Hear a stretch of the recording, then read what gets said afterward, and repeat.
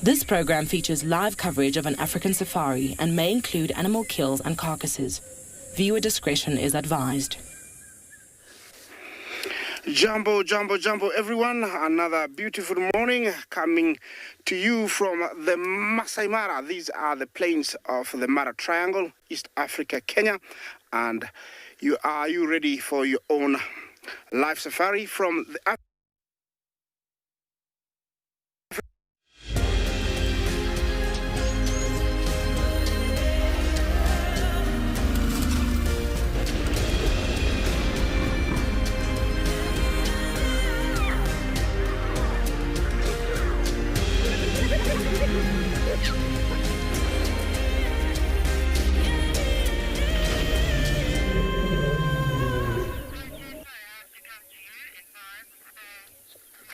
to us. Yeah. Good morning, everybody, and welcome to And Beyond Ngala. We have got an incredible view this morning. We've got zebras, wildebeest, impala, even a kudu, and they're all in this big open area. But actually, the reason that we came over is actually because we saw a male lion crossing over in this direction, and so we're actually sitting here listening to hear if there's anything coming our way. But these zebras look nice and relaxed, and we haven't heard anything since, but we're sitting here listening, hoping that we'll hear either alarm calling or that male lion. He crossed over the riverbed and went into a thicket. But it's an absolutely stunning morning here. So behind the camera this morning we have Sebastian. He'll be doing our camera work. And my name is Tessa. So if you listen really carefully, you can actually hear the birds calling in the background. The zebras look incredibly relaxed.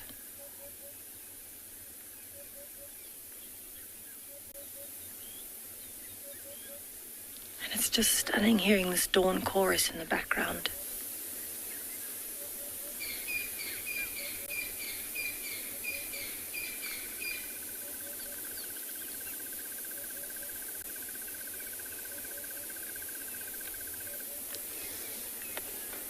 So the direction that this male lion was walking in was almost exactly to where we are now, and we think he's trying to find his brother. It's one of the Ross males, one of the fathers of the white lion cubs, the Birmingham Pride.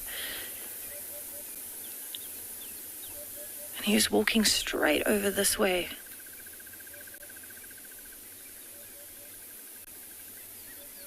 Unfortunately, we lost him when we had to go around and cross the riverbed. But I definitely think we're going to find him again this morning. It's such a beautiful morning. It's still so nice and cool, so he's definitely still on the move.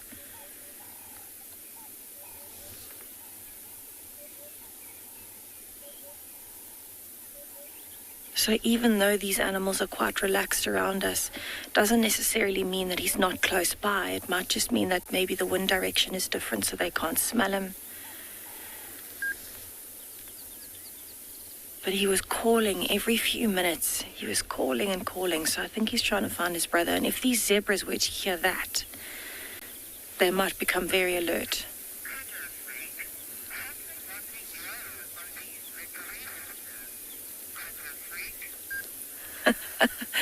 I couldn't agree with you more. There's an absolutely stunning glow on the referee horses, on the zebras. This light is fantastic, especially for photography and just appreciating the colors of animals, because I think in the heat of the day we often don't get the true beauty of a lot of things, especially the greens and the browns and the reds. So it's actually stunning in this light to see the zebras with that little bit of golden light. It almost gives them a reddish tinge on the edges. So I think what we're going to do is myself and Sebastian are going to stick around here, see if we can maybe find any signs of that male lion coming towards us.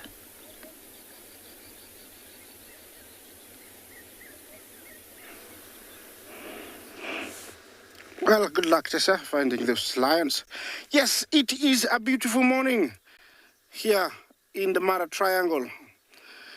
Yeah, looks like we're going to have a pleasant day.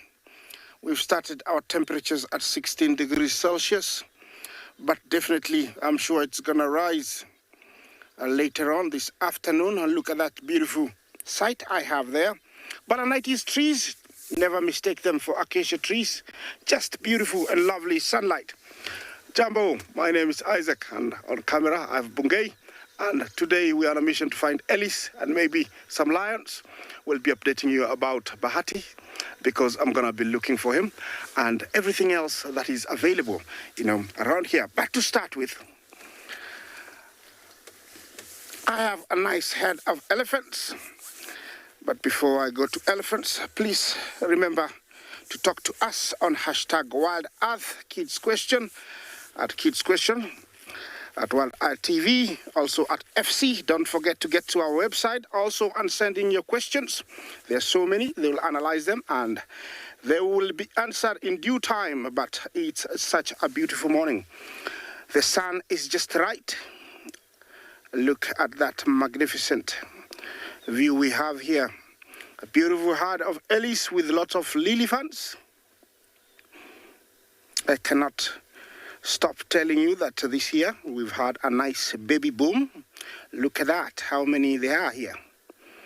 And they're all enjoying the red oat grass, Famida triandra. It's from the oat family, the wheat family. We do eat those, so you can imagine how nutritious it is. And this herd looks like they've been here all night. It's nice and easy now. The grass is soft. It's like eating noodles or spaghetti. Just beautiful. And it comes in with a gravy because it's got some water, so it's nice and soft. Remember, they do eat grass as well as plenty of plant matter, creepers, little shrubs, leaves from different trees. They have an amazing digestive system and they eat quite a lot. Many of these little guys you see here, calves, the right name, are still drinking, and so they're very dependent on their mothers for milk. So they're supplementing the milk with a little bit of food here and there.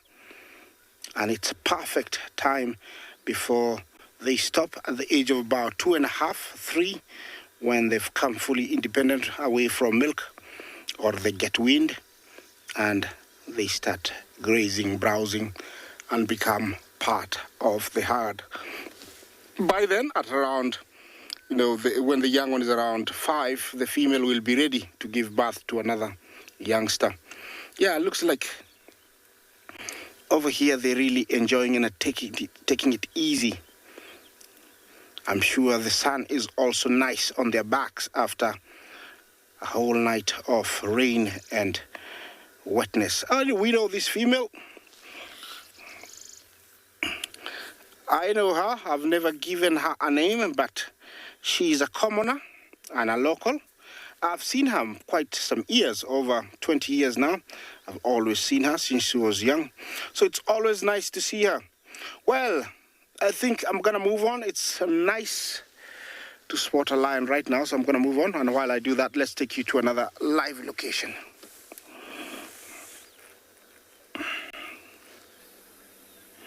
Surprise, everyone. Good morning. First of all, I'm so glad to have you all on board. We're at the hyena den, and this is so exciting. Firstly, oh, no. Somebody is biting my cord. Oh, no. Okay, we have a small problem. But first I'll say hi to you, and I'll show you what my small problem is. The cub has just bitten my comms lead. Tech's not going to be happy about that. Well, good morning, everyone. It's me, Trishana, and I've got Theo on camera with me this wonderful morning in Tswalu Game Reserve. 19 degrees Celsius, 66 degrees Fahrenheit here at the hyena den. I'm very happy. And not only me. Can you believe it? I have a special guest on board. He's sitting right here.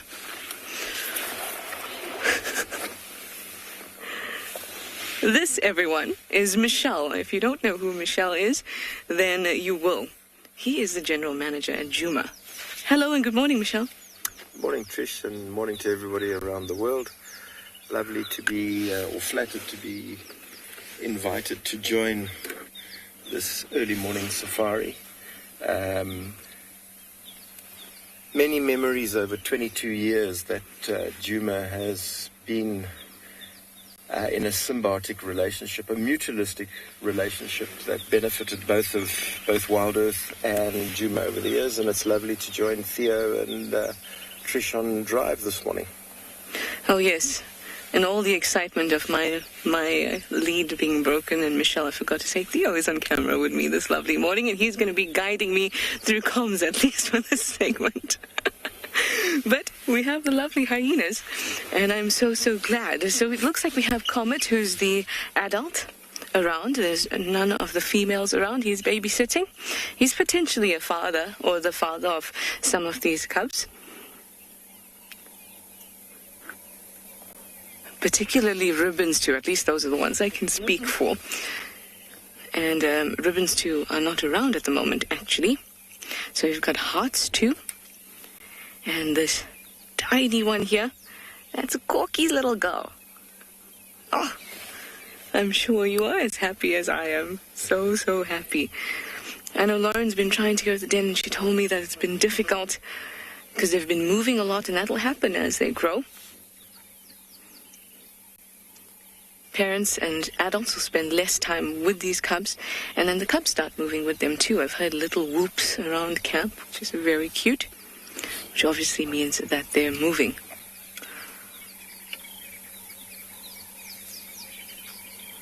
So I'm just too excited to be spending some time here at the den. And even though we have this earpiece problem, I think we're going to stick around until we have to leave, and I'll just get my guidance from Theo.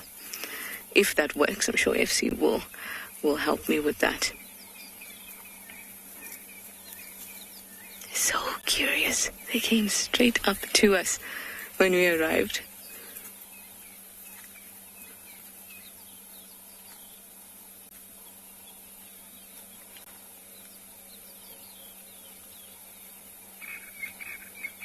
Listen to the glorious sounds of the morning.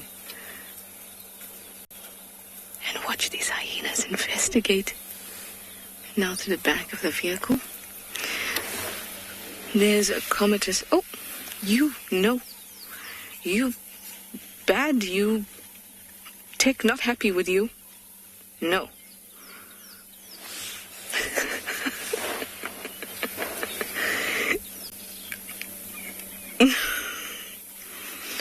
There too. There's just, you know how it is. It's just so difficult to, no. So difficult to, see now they're not even reacting, to be mean to them. I think they might need Uncle Michelle to say, hey.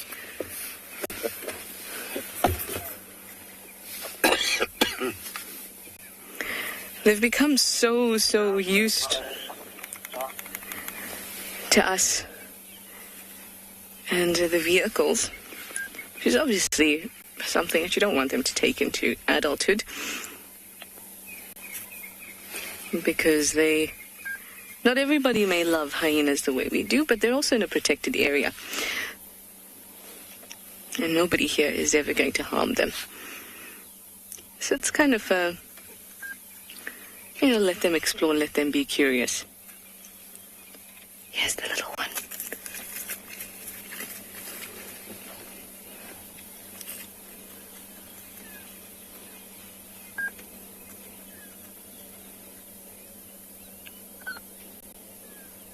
It's like hearing the pitter-patter of little feet on your floorboards in your home, except it's the pitter-patter of 4 very smelly paws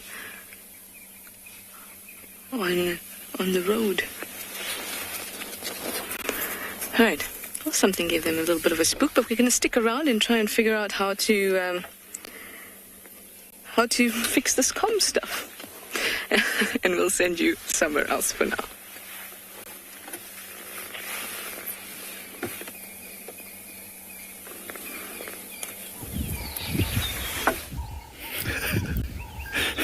We had a lovely kudu family, which you can just about see now. It's a male and two females just to the right there, BK. But as you can see, they've just wandered down the hillside and are incredibly well camouflaged, so we can just only see a little bit of movement here and there. And that's why kudus live in thickets, because their camouflage is just that fantastic. Hi everyone, my name is Mike. Behind the camera is BK, and you've joined us at Eco Training's Pridelands Conservancy, where we're now sitting on one of the higher points on the reserve. Because the temperature's a bit cooler today, we thought that it might be a good place for us to listen out for any sounds of animals calling. We had last night a leopard calling right in our camp, and we were hoping that maybe it might be vocal again this morning. What have you seen, BK? Oh, the Montagna. It is gorgeous. Look at that. That is the Drakensberg escarpment. It's a great view this morning, especially with a little bit of haze that's settled low in the valley. So it looks like the lower part of the mountain is quite pale and the higher part is darker. So that's the Drakensberg escarpment. It's almost 2,000 meters high, 1.5 kilometers higher than where we are right now, which is incredible. Hopefully we'll get a bit of rain, which will just settle the dust and make that mountain even clearer. And if you ever get a chance to come down to this part of South Africa, along the northern Drakensberg escarpment, you will be well rewarded, because it is very beautiful, incredibly different to the environment that we have down here in the Lowveld.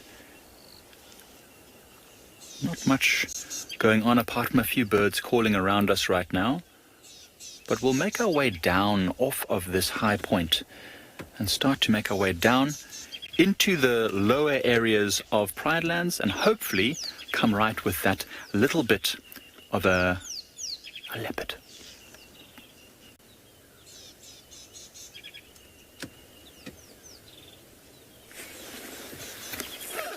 Good morning and welcome to and Beyond Pinder Private Game Reserve, where we have found a pride of lions sleeping in the cool of the early morning.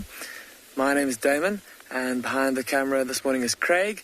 And like I said, wonderful to have come out this morning and almost immediately have found these lions. If you joined us yesterday afternoon, these are the same two lionesses and their 5 cubs that we spent the start of the afternoon drive with yesterday. And they're still in very much the same area.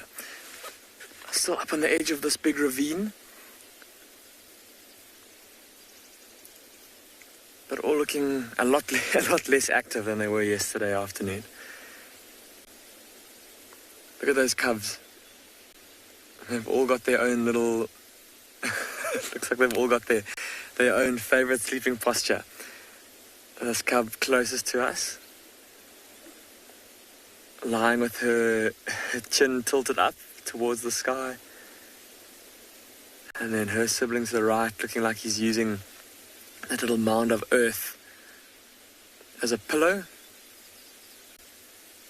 And his tummy rising and falling quite rapidly. So actually having a closer look at these youngsters, some of them look like they've got relatively full tummies. Have a look at that one there, with his head resting on the mound of earth. Looks like there's a bit of a swelling there, like he's had something to eat in the night. And then to the left of him, there's another one that's lying with its legs splayed and a nice cool breeze blowing onto its tummy, helping to keep it cool.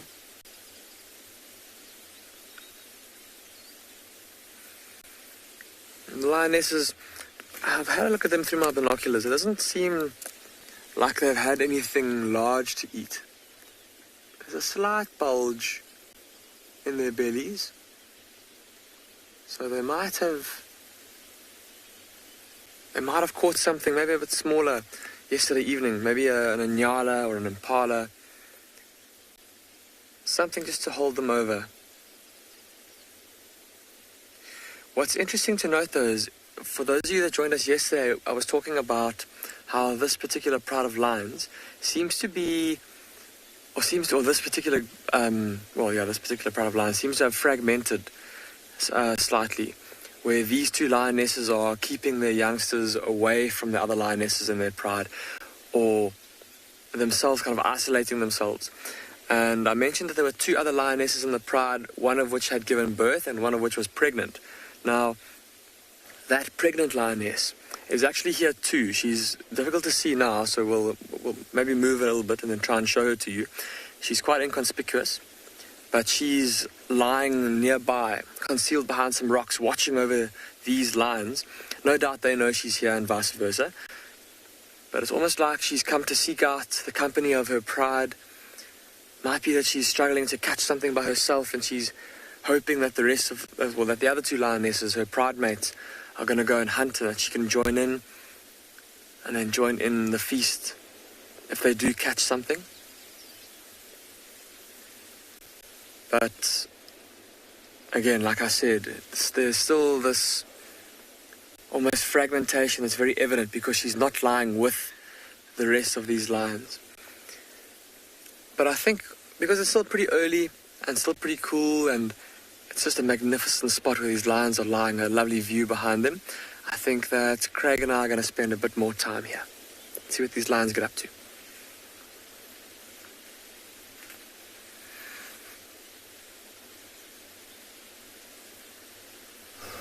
Welcome back in the Mara, where we have a small herd of elephant grazing. It seems like a nice place. This is where most of the elephants congregate in the afternoon and early morning. My name is Tim, and behind camera we have Big James. It's a nice weather. It's been raining all night, so I'm expecting to see lots of activity, especially on the elephants and plains game. Not quite sure whether we'll see some cats, but at this kind of weather, we always see cats on the road, but cats here have been a little bit shy.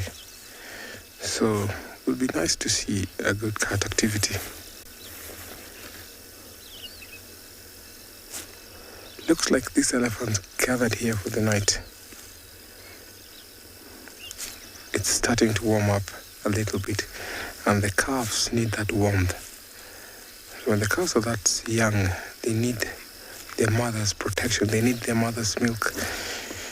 Not necessarily because they need milk because they're hungry, but they also get comfort while suckling. As a way of comforting them, their mothers always suckle them when they have stress. They'll suckle at intervals just to relieve that stress in their body. The entire family will come in together to actually put in some shade when it's hot. When it's cold, they'll all gather to give them some warmth. And you can see they're facing the sun. They're facing east to sun a little bit. Look at that young calf there, looking so cold.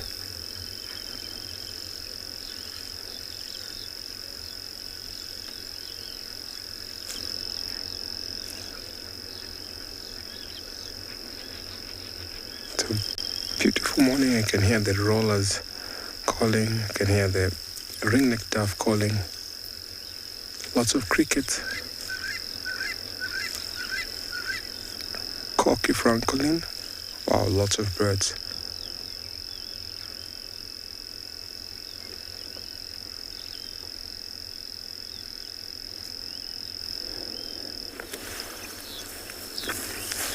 It's interesting how elephants will come to this plain area and spread out and walk into respective directions.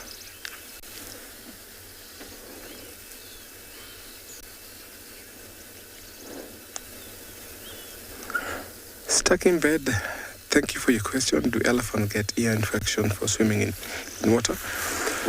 No, elephants don't get ear infection because they have a temporal gland that comes from their ear, which is always protects their ear, which always washes away the dust and whatever that might get into the ear. So more often at times you find that there's that gland that they emit there, which is very much to clean them. So I would say they don't get ear infections. Also in the eye, they have a third eyelid. They also have very long eyelashes. So the eyelashes protect them from eye injuries, especially when they're walking through bushes, when there's dust, so it prevents the eye from getting dust. And the third eyelid also helps with the same protect the eye from the dust, and also when they're walking through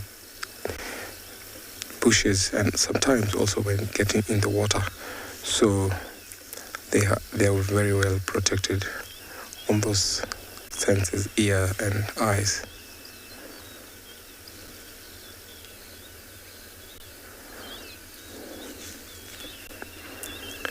I'm going to carry on to see what else I'll find while I take you over to another live location.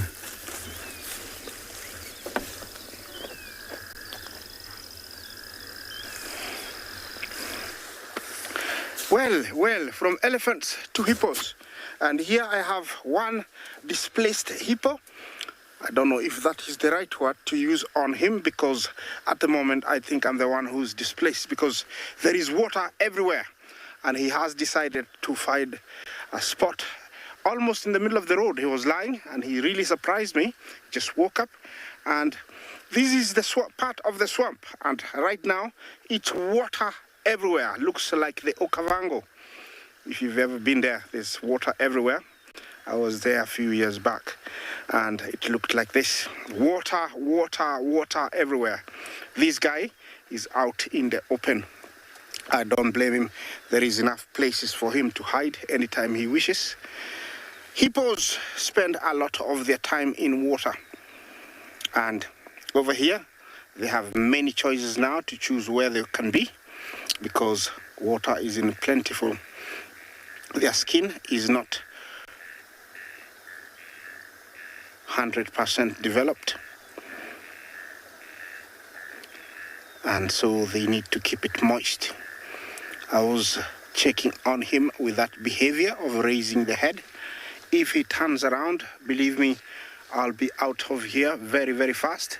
This is an animal that I've earned a lot of respect during my years of walking out in the bush, because they're very fast and they won't hesitate to come for you if they feel like. They're huge canines. Actually makes them very intimidating, very scary. I don't know what he's thinking. Definitely he's a male. You rarely come across females out in the open like this. Mostly it is, males.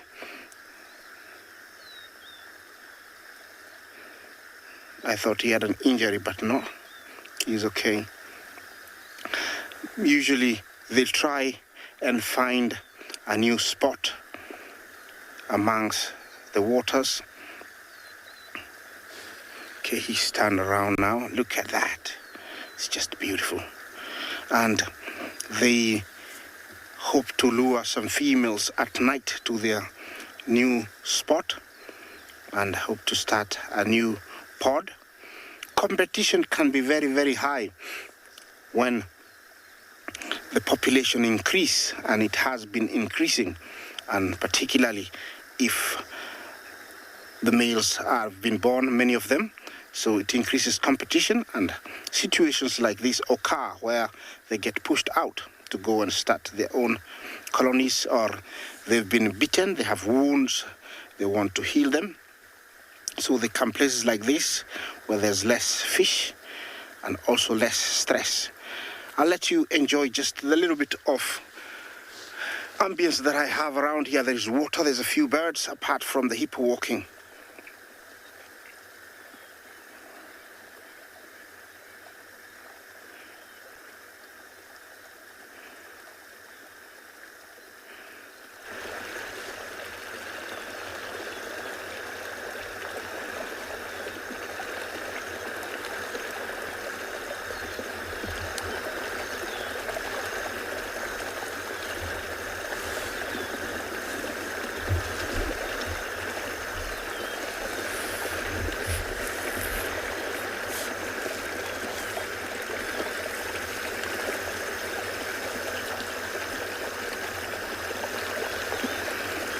How beautiful is that? What you saw to the right is the road where I normally drive. That is my road. And now I just need a canoe. and I'll be doing a game drive on a canoe now. Yeah, looks like he has found a spot, or he's finding a spot. He must be very, very happy to have many choices to spend his day, unlike the hippos down at the river. When the current is very high, they become very stressed, and it's actually very annoying because a tree could be brought down, a rock, so they're actually very stressed, and also they don't like strong currents, so sometimes they find shallow waters, tributaries to the river, and that's how sometimes they end up out in the open, making them very dangerous because they appear without notice. Well, he's still trying to find a spot. See how deep it is?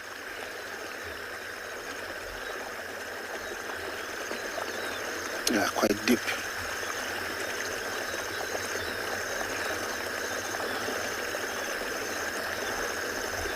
To the right there, I think it's Egyptian geese, and they're cleaning themselves. Must be very, very happy. There's going to be a lot of algae and other creatures in the water for them to feed on. Did he find a spot? Oh, look how deep it is. Definitely you'll not make it there, a human. Remember, he weighs up to 2 tons, so he can easily wade through this kind of waters easily without no problem.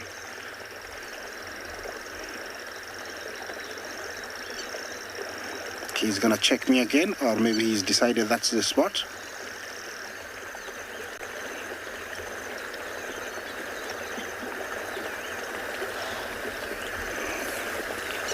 Noodles, he can't believe that those stumpy legs can hold that weight.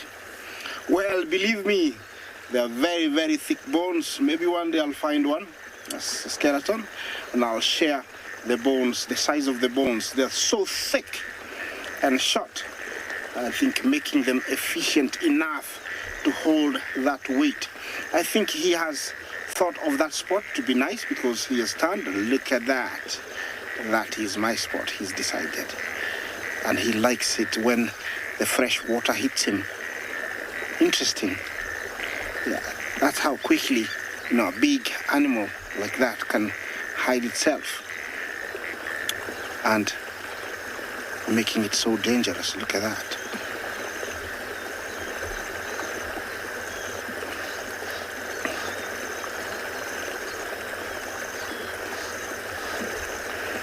Yeah, I think he likes that spot.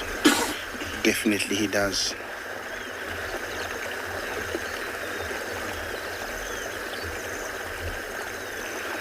Yeah, I'm glad I got to share, I'm glad you really got to see him walking out and then disappearing into that water, because you would not believe me if I told you, it's a fully grown hippo. That is the kind of situation we have here. I have to turn here and head another direction because I don't want to drown. So let's take you to another live location.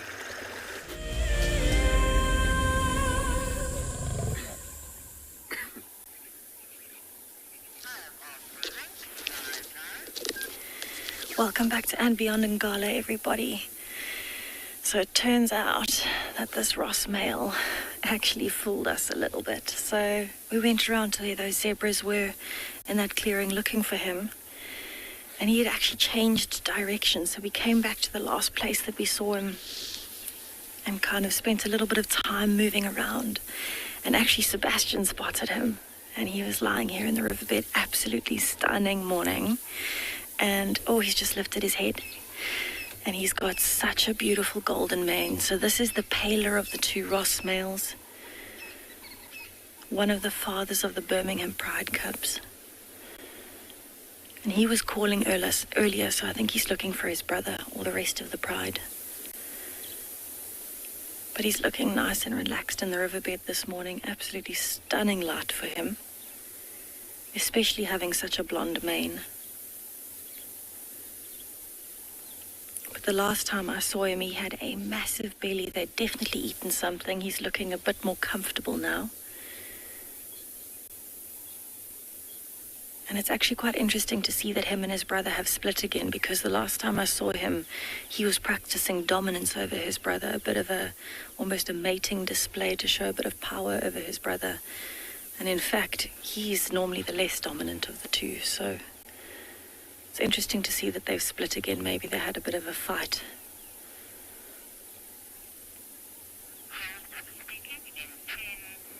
So we're going to sit here with him in this stunning morning light and see what happens.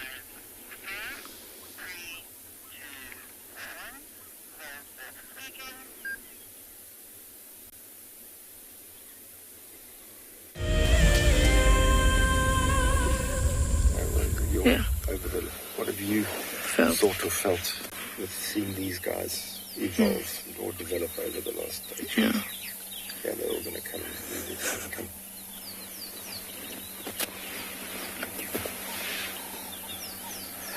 Check Corky's little one. So, as being the smallest, is very often. We managed finally, thanks to Marcel, to get our earpiece sorted. I've got a brand new one. I'm a lucky, lucky girl today. Everyone had a good laugh, but now at least we're back in action, and the cubs have slowed down a little bit at the den entrance, and here's Comet taking it easy. We also had a visit from Indibele. That's Swazi's sister, one of Pretty's cubs. Well, no longer a cub, really. Almost an adult, though she is. But she's moved off, and she's actually looking quite thin. Now these guys are lounging. I suspect that Ribbons 2 are not here. Not just that they're in the den, I suspect that they're not here because they are so full of beans they would have been out and playing around. Look at them.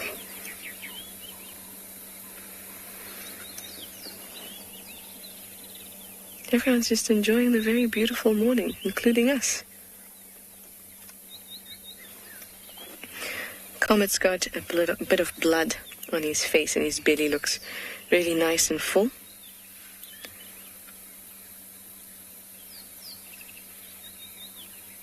Look at that.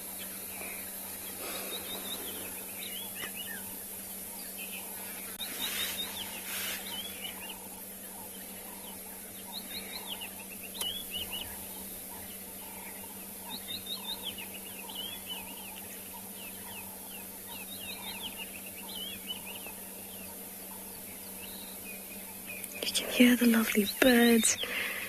Just enjoy the den and the few moments of silence. And immerse yourself.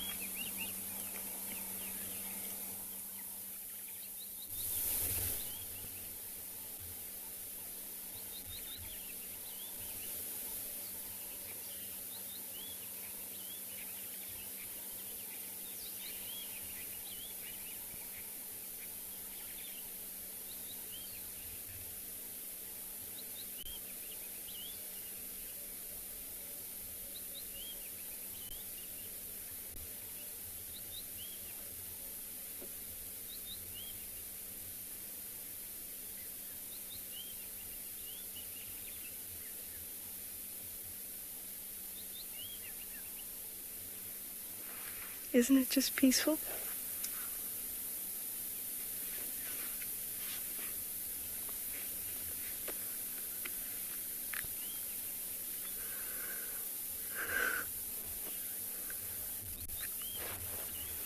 A leopard lover.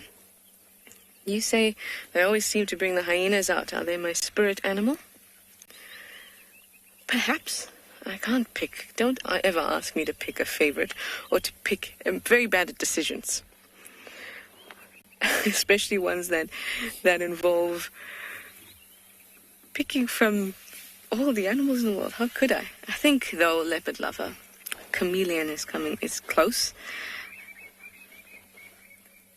But hyenas also definitely. I love hyenas. Underappreciated animals. so intelligent. You've heard this story so many times. It's also one of those animals that you spend time with and you get to know, you get a feeling for them. Much like when I said to you, when you spend time with elephants, even though they're not speaking to you, somehow you feel that you're having a conversation.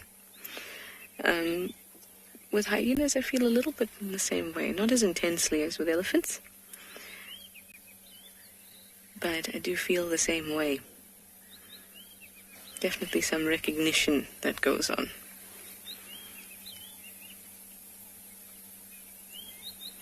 Once upon a time, I had a mullet with a mohawk. It sounds very dramatic, but it was subtle. A subtle mullet and a subtle mohawk. Perhaps then the hyena was my spirit animal. Michelle is shaking his head. It was a different time, Michelle.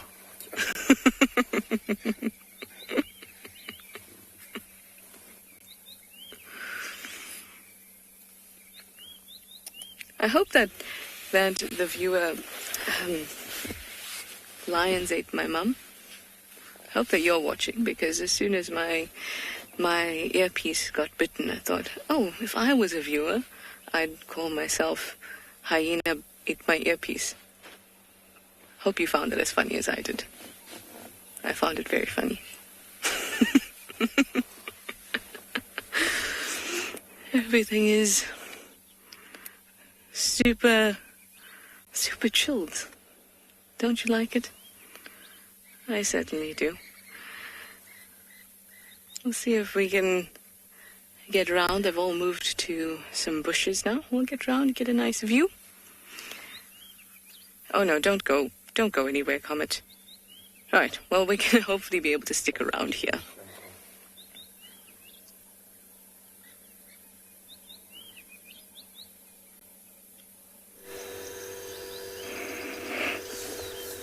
Well, from hyena to another carnivore here, I have the silver-backed or the black-backed jackal. This is a family that has given us a very good time of their humble beginnings, especially the puppies. Originally there were 4, then there were 3, and now there are 2. And now here we have the 2 adults and the 2 remaining puppies. I hadn't seen them for almost a week. After one of their own passed away under mysterious circumstances. I don't know what really got him.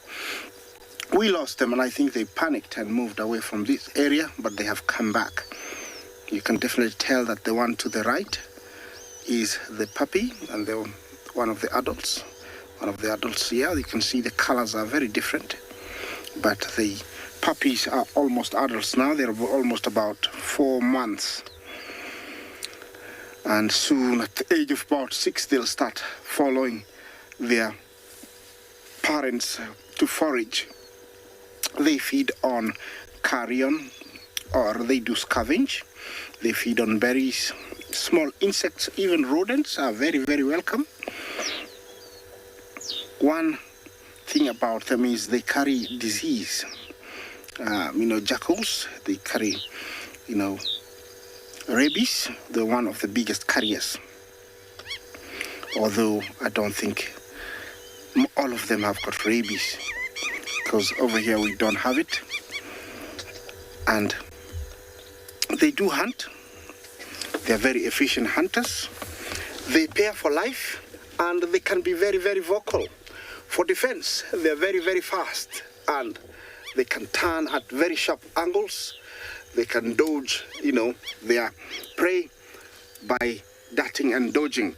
And young ones are always left at home, and adults go bring back food. They regurgitate it. Sometimes if it's big and they're very close to the den, they will bring it whole, and so the young ones can enjoy it. For protection for the young ones, they have dens that they move them every about 1 month. Over here we've picked up about 3. Luckily all of them are very close to the road, so we are able to share them with you. And they do come out like this and sun. And wherever there is danger, they can quickly run to the nearest den for defense. At the moment, most animals that burrow, I don't think they're having a very good time because of all this rain. Must be very, very wet. And they're spending a lot of the time outside. Some of them, will go inside and try and push out all that mud, exposing dry ground so that they can rest. But some of them will just wait until it's dry. Those big ears allow them to detect danger, and also their sense of smell is so good. They can pick up danger. Also, they can pick up food from long distances, allowing them and giving them enough time to get away from any danger. They weigh about 5 to 10 kilos, adults, and they have a gestation period of about 3 months. About 6 are born in a burrow or a very hidden spot. Usually they have closed eyes, but they open them from 7 to 14 days, and they are milk dependent up to the age of around almost a month and a half when they start eating solids. And after that, the parents can go out and bring back food.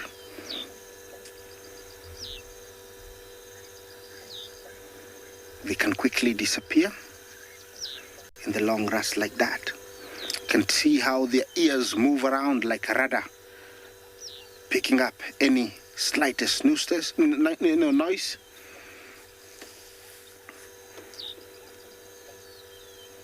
And don't mistake them to be killing only small rodents and scavenging. They can also be a very efficient hunters. If they are pushed, they will hunt. I have witnessed many times where they join hands and just go for antelopes like impala, young ones, and even fully grown ones. What do we have here? Yes, we have wattled lapwing, and the other guy farthest there, I'd say he's one of the pipits, grassland pipit. Yeah, you can tell the lapwing is enjoying the morning sun, removing ectoparasites from the skin and also lining the feathers. They get too heavy when they have accumulated lots of water from the rain, making them very hard to use to fly, and they can be very vulnerable. So the morning sun like this is very welcome to dry them, so makes it easy to fly. They pair for life, so definitely the other one is not very far, or maybe he's sitting on eggs. Birds are some of the most amazing creatures. They have commitments, and no matter how heavy the rain is, I've seen even, snowing, some, birds who live in the snow, sitting on their eggs as much as the snow lasts. So when it's raining, a committed, lapwing will sit on those eggs as much as possible until the rain is over. It's like they have to hatch all the eggs, guaranteed. Yeah, definitely that one to the right is a grassland pipit. You can tell by its movement. It runs, stops, and then it wags its tail slightly. Typical behavior of a grassland pipit.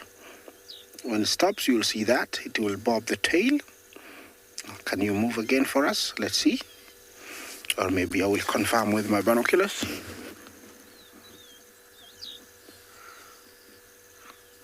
Here he flies. Yes, it was a grassland pipit.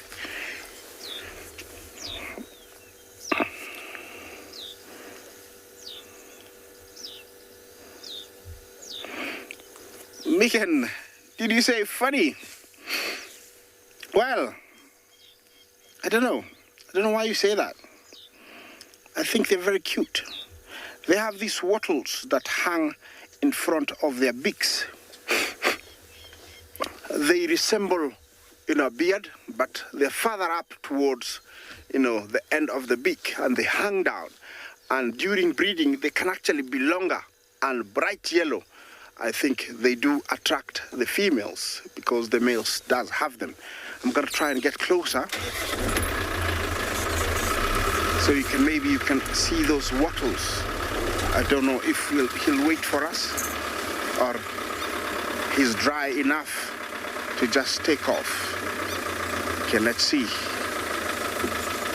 Okay, I think he's waiting. Okay, let's see. Looks like this one is very well behaved. Let's see the wattles. Yeah, you might see them, yes. There they are, look at that. See the wattles? So definitely it's not breeding. When those wattles are just short, they get much longer, and when they're actually breeding, they can be very, very noisy. Look at that. I think it's very cute, this bird. But it's funny how those wattles grow at the end of the beak. Those long legs help it wade through shallow waters to pick up little creatures in the waters, like water boatmen and other small insects like mosquitoes or mosquito larvae. All those, it does pick them. Really cleaning, look at that. Yeah.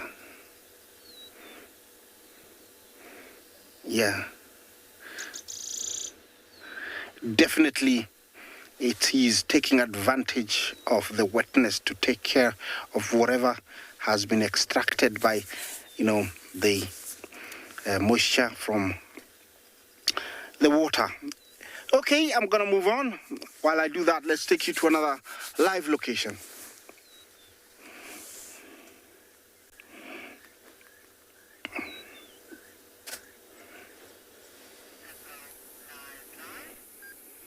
Welcome back to And Beyond Ngala, everybody. We are still sitting here with the Ross male. He's just put his head down and decided to have a bit of a nap. And thinking back to Tswalu earlier, talking about her spirit animal, I think on some mornings, I think a male lion might be my spirit animal when they're just so lazy and don't want to do anything. Definitely some mornings, but I don't think all the time, just, particular mornings. But quite incredible. And actually thinking about how wet it is in the Mara at the moment, it's quite a drastic contrast to here as well, because you can see how dry the sand is where he's lying. And the whole riverbed is dry. It's been dry for months. In fact, it hasn't flowed fully in years. It's the Timbavati riverbed. And it usually only flows if there's a very high amount of rain in a very short amount of time. So maybe over 100 mils in 2 days or 3 days. And then even, with that, it doesn't flow consistently across the whole reserve. It'll flow in particular sections.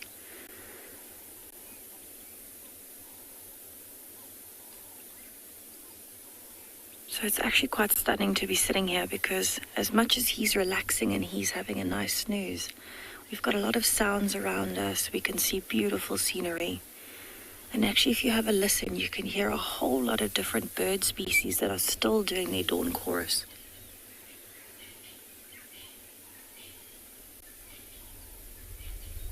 Crested francolins, doves,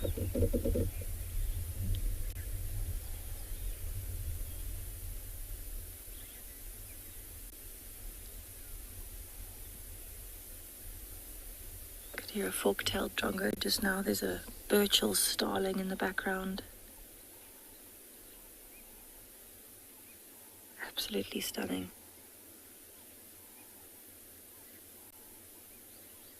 So even though he looks like he is dead asleep, completely flat, he's very likely actually awake and aware of the bird calls around him. because any change in the bird calls might mean that there's another lion coming, or maybe even a hyena. Just things that he wants to be aware of. Potential threats.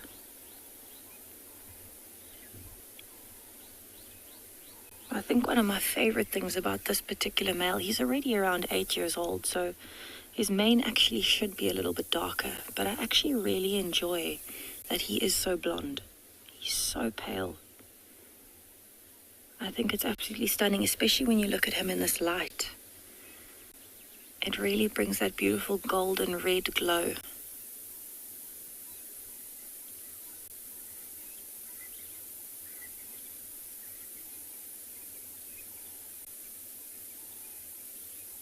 One of the things that I really appreciate about this male as well, though, is the way that he in particular walks with those massive paws that you can see on his front legs. The way that he walks, every time he's about to place his paw on the ground, his paw gives like a little wobble and shake, and as he puts it down, it almost looks like it's vibrating. He's got incredibly loose joints in his paws. And I love watching him walk with those paws.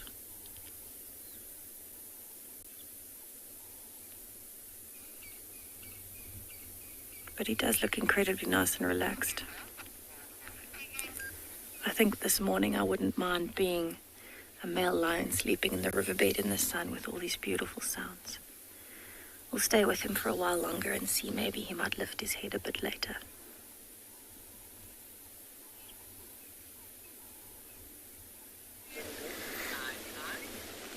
Welcome back to Ambient Pinda. Have a look at how these lions have all moved just a little bit, getting into the shade of this ridge, trying to escape the sun. See that lioness on the right there, how she's busy cleaning herself, busy grooming, licking her paws. And for the time being lying right out in the sunlight. But I'm sure that she will, just like the cubs, move into the shade eventually once that sun gets a bit too intense. Now, you might notice that see how she keeps looking up, off to the left, up the hill. That is where the second lioness has gone, the other mother of these cubs. And that's also where the third lioness is. Remember earlier I said that she was lying away from the rest of these of the pride, from the mothers and the two cubs. Look, she's getting up. Let's see what she does now. Let's see if she goes up that hill. No, not up the hill. Just moving to get into the shade. So, based on the last couple of weeks' observations of these two lionesses, the two mothers of the cubs, with the other lionesses of their pride, they've been quite hostile, like I was saying earlier.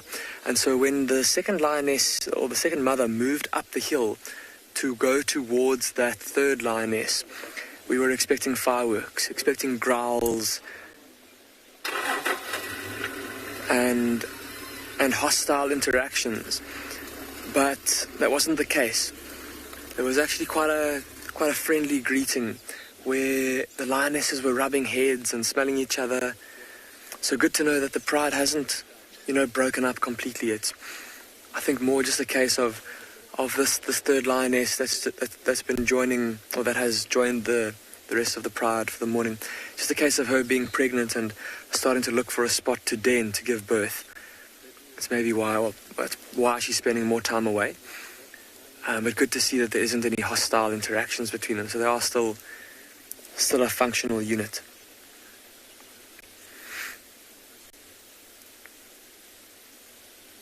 Oh, we got all excited when we started seeing the cubs moving and getting up and starting to walk, hoping that they were going to go maybe play on the rocks above them, chase each other around, maybe go pester their mothers to get up and go and look for food. But it's not looking likely anymore. See, they're all lying flat once again. But interesting to see, having a look through all these different cubs here. And 1, 2, 3, 4 of them are lying with their bellies facing towards us. Have a look at how there's all kind of varying degrees of fullness to those tummies. So it seems like some of the cubs have eaten, but some haven't. And some of them even have that noticeable, well, quite a noticeable line running down their tummy, extending from kind of between their front legs to between their back legs. Now, I'm sure many of you have seen on a lion before, especially a lion that's empty-bellied, how there's that flap of skin that hangs along, or that runs along the bottom of the belly. And of course, when they're full, when they eat a big amount of meat, how that belly expands, and then that slack or loose skin is then taken up in the expansion of the belly as they fill their tummies with food. But those lines are showing on a couple of these cubs, meaning that they haven't had a good meal in some time. And like I said earlier, the lionesses, it was tough to tell, but it didn't look like they'd really have had, if they have eaten something, it's very small that they've eaten. So they will be needing to get food soon.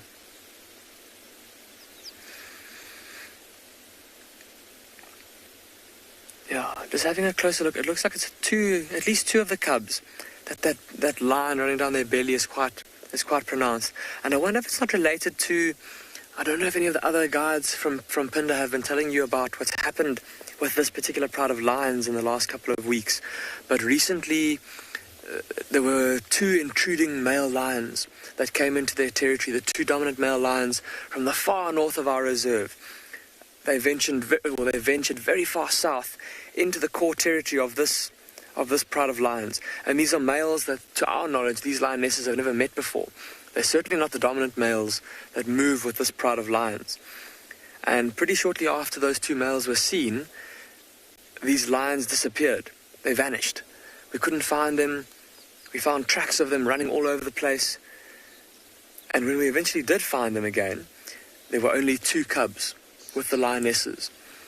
And so we feared the worst. Of course, new male lions entering a territory, if they find other lions, they find cubs that aren't theirs, they'll often kill the cubs with the intention of then causing the lionesses to come back into estrus so that they can then mate with them and father offspring and spread their genes.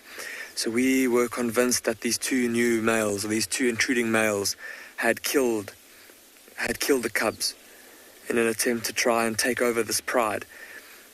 But over the last couple of days, we've been seeing one by one, the lionesses have been managing to find their cubs again. And now all 5 cubs are back together. So, big sigh of relief.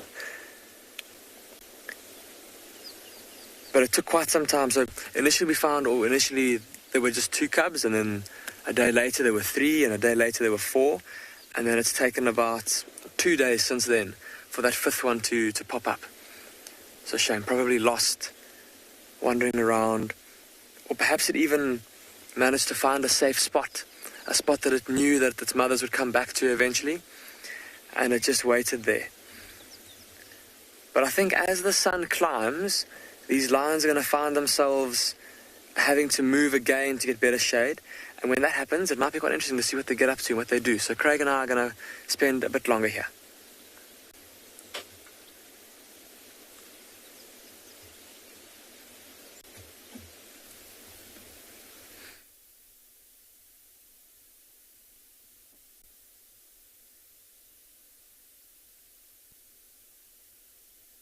To get up, and I wouldn't like to walk, but I would say waddle.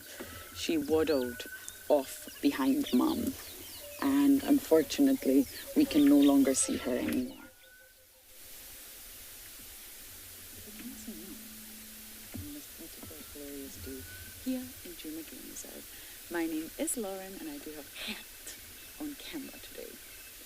And I don't know whether it's worth sitting here. We need our Olivia to become a little bit habituated. She's a little bit nervous when the vehicle comes. And interestingly enough, I don't think Michael will be offended if I share this with you, but we've been in a very interesting discussion because, now you know we come here every day, or at least I do, and Michael sent me some screenshots of the parent that was sitting with our Olivia one day, and then I will come back to that story a little bit later.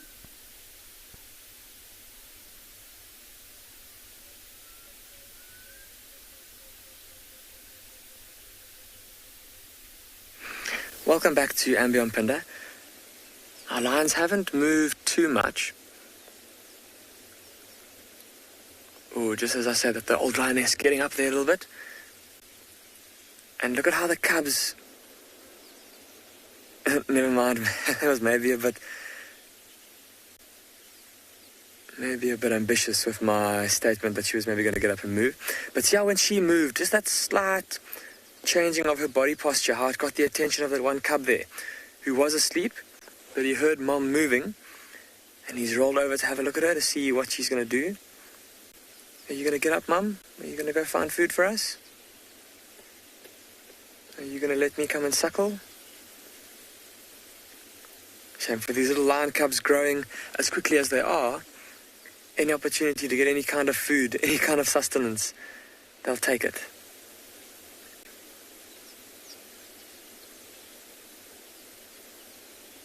But see how all the youngsters are lying flat. Pretty comfortable. And all with their eyes closed, fast asleep. That lioness, she's lying almost in like a sphinx position. That doesn't look terribly comfy, so I wouldn't be surprised if she maybe gets up. See again how she keeps looking up to the top of the rise to our left here, where the other two lionesses are. Wouldn't be surprised if she gets up and then goes and joins those two.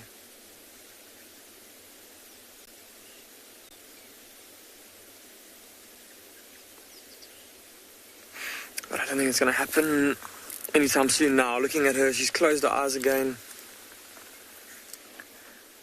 Just having a look through my binoculars. Have a look at her face, everybody. Now that she's turned so that we can see the side profile. Look at the scars on her face. There's a big scar just next to her ear. Quite an old scar though. Looks like it's healed over quite well already. And then also just behind her whiskers. Can you see there's a big round hole with all that grey scar tissue there.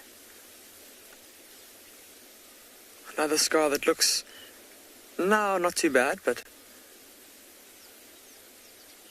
probably when it was fresh would have probably been a pretty big wound. Probably quite a painful wound too. Of course, those whiskers being super sensitive, lots of nerve endings around there. So getting a claw dug into your face, must have been very painful. Perhaps in a fight over a carcass, or perhaps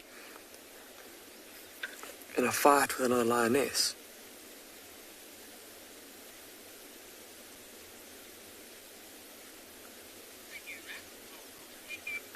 But again, back to lying flat on her belly. So again, Craig and I will be left to play the waiting game, hoping for these lions to get up and move up onto the ridge to join the other two lionesses.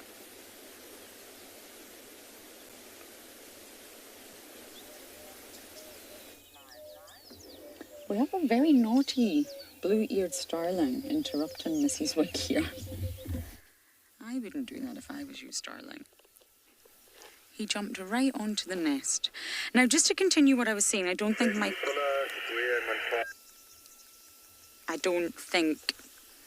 Michael will mind me sharing this with you, but we've been discussing a very, very interesting topic, and I haven't seen it until now. We come here every day, and there's an adult most days with Olivia. Now, I've been sent a few screenshots of the adult I had one day. I honestly can't remember the day. I apologise. They all blend into one out here in the wild. And then the adult that was sitting there just the other day, either yesterday or the day before. And the adults do appear to be different.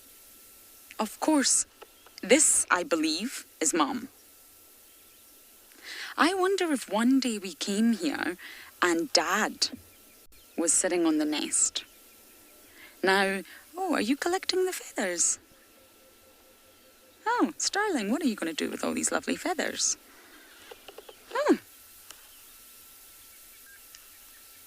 Recycling, or should I say upcycling at its best in nature.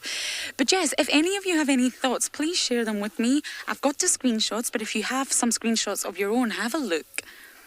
And I think Michael could be right. Now, I can't confirm this because, of course, when the adult is sitting in a different position, it makes it a little bit difficult. I've never ID'd an owl individually before, species-wise, of course. But it does look like, on different occasions, there was a different adult there. Now, I really do think this is a female, but I think one day when I came, female wasn't here and male was here. Maybe there was a threat in the vicinity.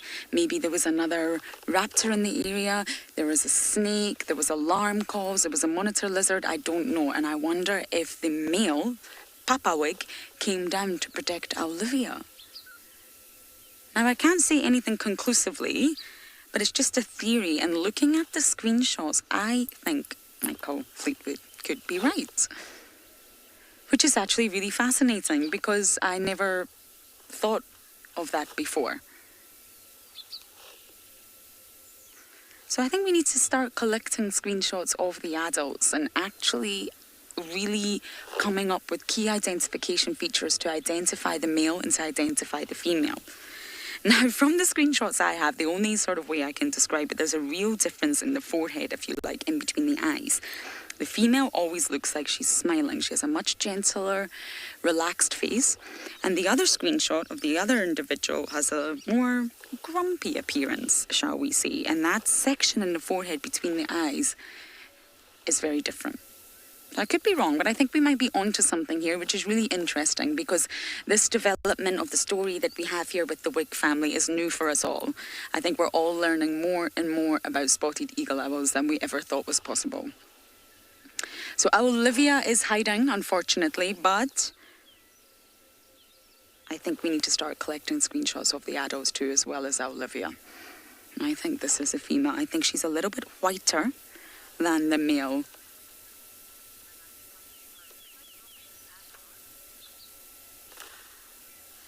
I think you gave the wrong comms there, Mel.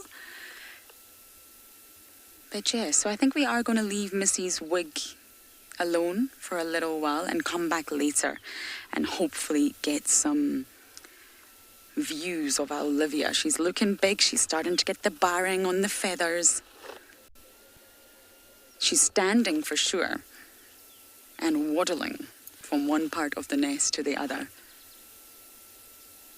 But she got a little bit of a fright. I'm not sure if it was us or other birds in the area, and she went behind Mom there.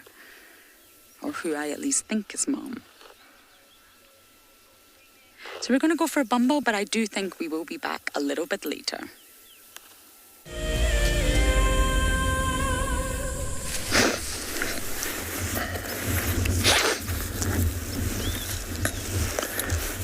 Welcome to the Mara, where we have a giraffe feeding, and it's always very nice to see them feeding because there's a difference between feeding behavior between bulls and cows. Giraffe bulls will always feed on a full stretch. Look at how he's stretching over to get the leaves on that balanite tree or the desert date. Very nice. And the silhouette color is actually coming very nice. The females will always feed bending low a little bit, but the bulls always have that full stretch. An advantage that they have feeding on very top leaves, they get the fresh foliage, which are more nutritious up high. Look at that. Oh, you missed out. There you go. Nice.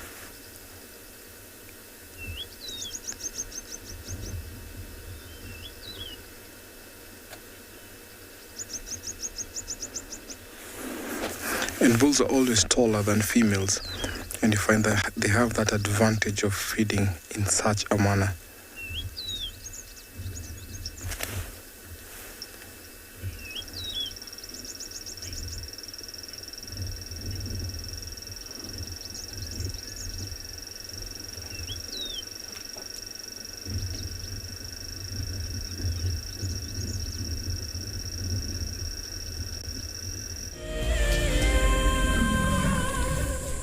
Lovely elephants.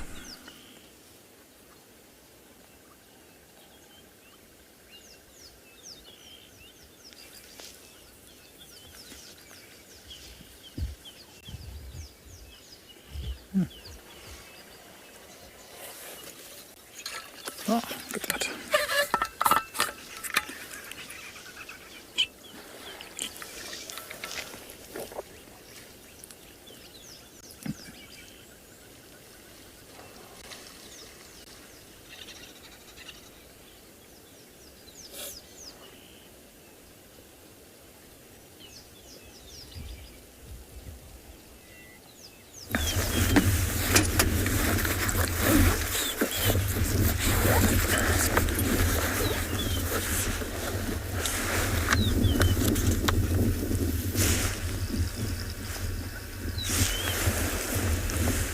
Our giraffe is still feeding on that balanite tree, and you can see he's very much enjoying. Now he's moved over to the left. Seems like the rains have brought new leaves there. They always prefer the fresh sprout that pop up after the rains. Sometimes you can see them also nibbling on the grass after the rains.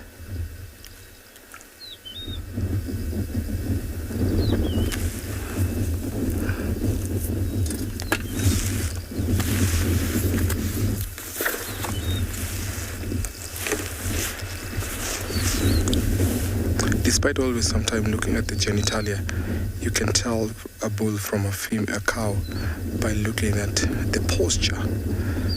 So dominant bull always walk in a very up straight manner, showing their dominance because they're not territorial, so they walk from home range to home ranges, and they mix up with females and young bulls and females, and in such a way they always have that dominance display. It's a feeding morning. You can see the female there feeding. So that is the difference between the two. You can see the female always have that bending posture when they're going for forage, while the bulls always prefer the full stretch. So showing the difference in behavior while feeding.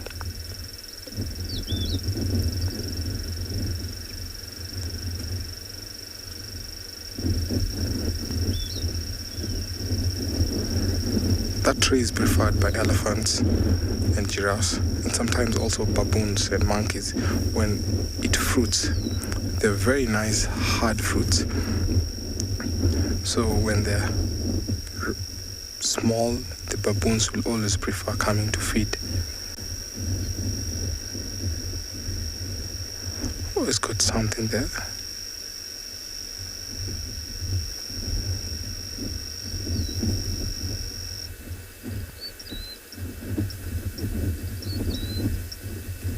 They're very selective feeders in such a way that these trees also have thorns, and sometimes they can also eat on acacia.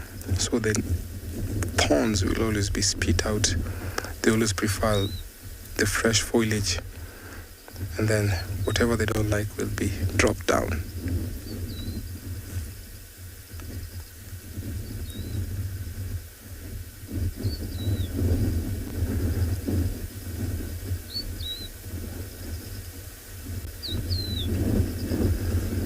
So all the trees that we see across this savanna,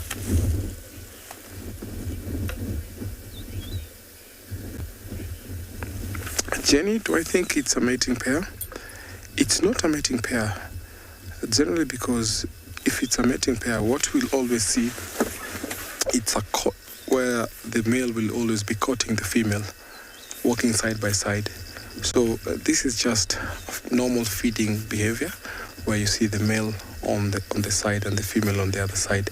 So normally when a female will be in estrus, you'll find the male always following, sniffing the genital area and forming the phlegm and grimace, where the Jacob's organ will analyze the condition of the female if she's ready to mate, and then also the courting behavior, where he will always be following in such a manner that he wants to mount her. So this is not a mating pair. There's also some other giraffes in the background. The reason why they're spread out, it's because of the rains. They've brought new fresh foliage for them.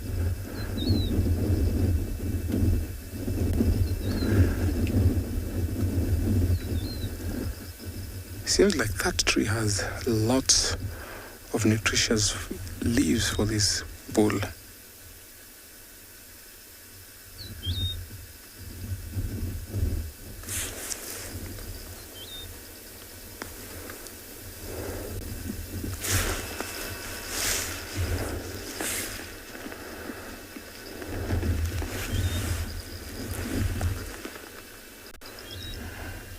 And after he's had enough from that bush or that tree, he'll walk off to another one. You can see he's still carrying a piece of branch there.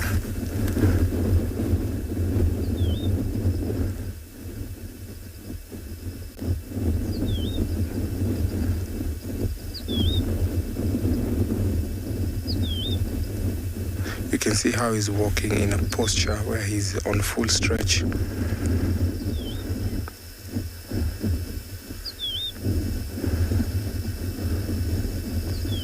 Is that too tall for you, or you can reach out? Yes. They also have that assistance from their tongue.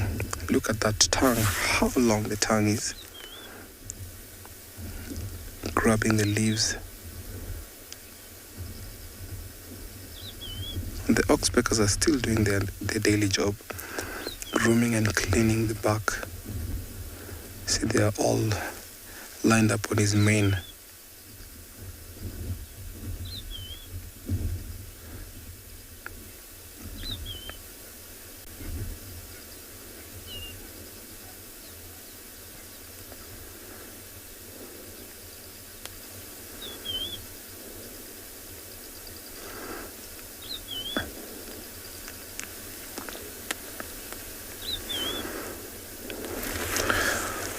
While this giraffe is entertaining us with his feeding behavior on a full stretch, let me take you over to another live location.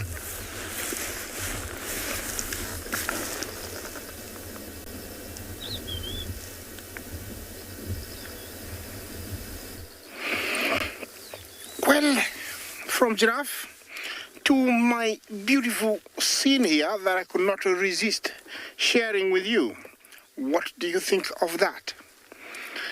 It is a very clear day, as you can see, and I have one huge herd of elephant, not the one from before. This one is a different one, and lots of lillifants and elephants.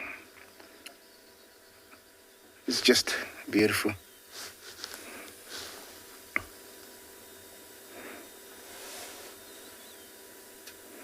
And that's how quiet it is over here. The air is crisp, is very fresh. Yeah, lots of birds singing, from sisticolas, wagtails.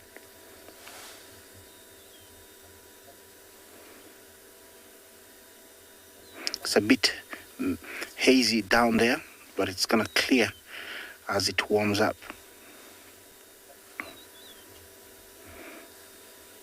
All the grazers must love this because, yes, well, after the wildebeest left and the zebra, they left a lot of fertilizer. And that is one of the importance of the wildebeest when they pass through these plains. All their droppings that looks very yucky and bad at the beginning get dry and then get rained on, becomes manure, and when the rain drops, now you get a very fresh grass, and this is what the elephants are enjoying. So every bit of animal here has got an importance and plays a very big role in making these plains, healthy for everyday use. These elephants definitely are here because they know that the grass is rich, the grass is healthy. That's why they are here this morning enjoying it. Remember, we are live. We're coming from the Mara Triangle in East Africa, in Kenya.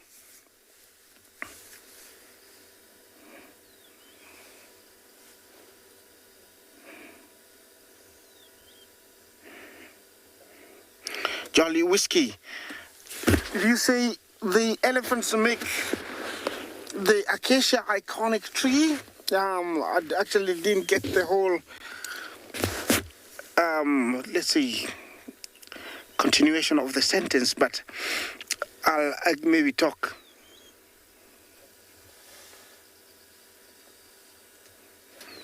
Oh, thank you very much. Do elephants give the trees the iconic shape? Yes. Yes. They play a very big role in making sure that those branches that hang downwards are reeded, and they only leave those ones that they not get a reach or they cannot get hold of, leaving that iconic shape. Together with the giraffe, they do that. They do the underbrows, what we call it, making sure that there's no hanging branches, giving that umbrella shape.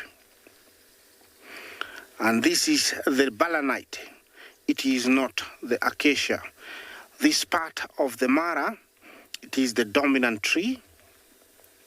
It's not very good for acacia here, but if you go to northern side of the Mara, some few conservancies like Mara North, Lemek, all those are full of acacias. Also, the eastern side, Naboisha, Olkinyei, those conservancies, they're full of acacia. For some reason, the soil is different, slightly different. Here is pure clay. Over there is sandy clay, and they love that kind of soil. So you find acacias over there. Mind you, not all acacias they don't get to become umbrella shape like what you see. Some of them are very shrubby, like, acacia kiki and others like Gerard's acacia. They don't get as flat top like other acacias. But if you get the umbrella acacia, which is the tortilis, does get a very, very flat top. So they differ from acacia. These are Balanites aegyptica, and the elephants do play a big role in shaping them. This herd has discussed something and looks like they're splitting now. I don't know if you can see that. There's one big herd and there's a smaller one. It's amazing, and I've always seen this. They do communicate and talk, and sometimes they split. In times of plenty, we do see them coming together, and it's a time like now where we have experienced more than 150 to 200 herds, together. They come to utilize the highly nutritious grass available everywhere.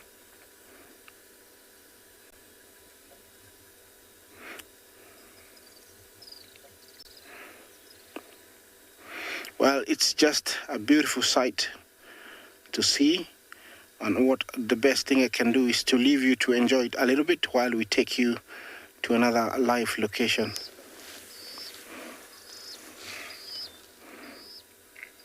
There's, if they've brought something back, because they're looking, then at least I know, because I don't think it was a leopard. I saw nothing.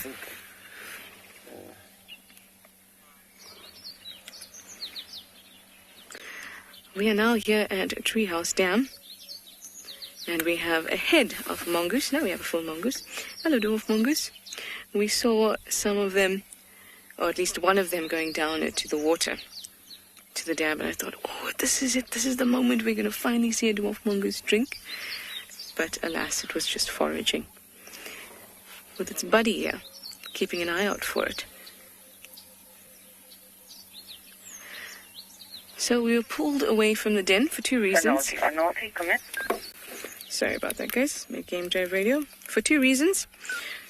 One is that Comet left, but Comet seemed to have heard the same things we did. We heard a bit of a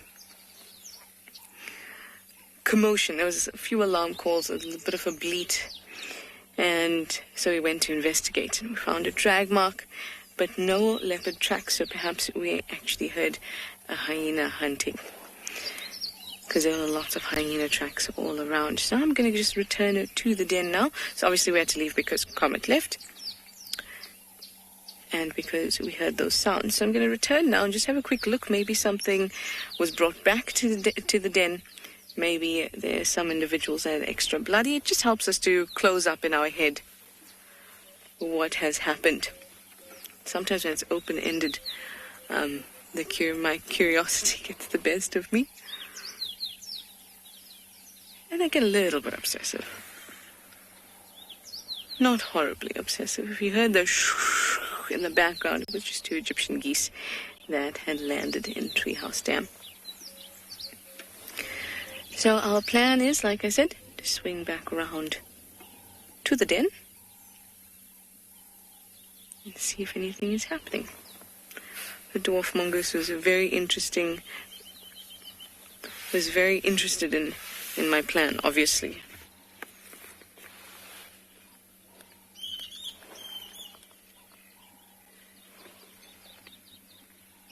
I love the way they stare at us.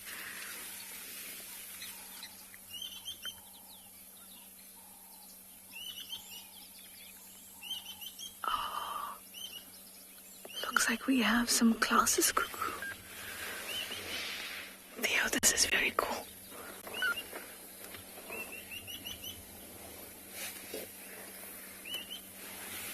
We hardly get to see them.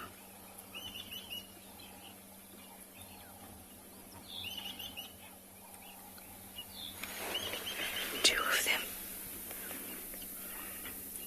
No, we hardly, like I said, we hardly ever get to have a good view of them. In fact, James and I had our best view of them. Oh no, still there. Best view of them near our room. I always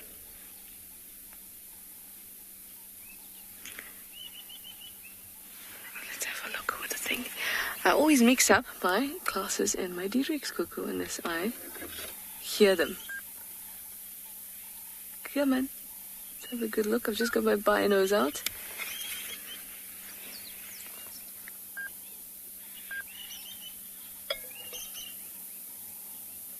Come on, look at me. So what I'm looking for is a green patch that's going to come from the neck if it's a classes cuckoo, and the Diedrich's cuckoo doesn't have that patch.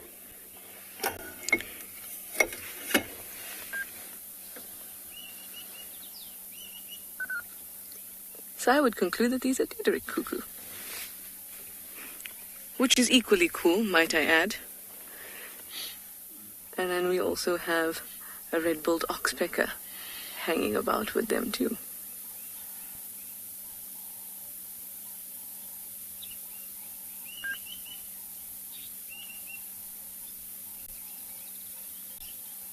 That's very cool. I quite like them because you hardly see that kind of green sheen in nature, especially not in, I want to say animals, but arthropods are also animals, but especially you might see them in insects, but not in other animals, that lovely green sheen. And when you see the Diedrich's or classes cuckoo, it's just, whoa, really awesome. They also have one of the most recognizable calls. Hopefully they'll call for us. And they'll go, dee dee dee Diedrich.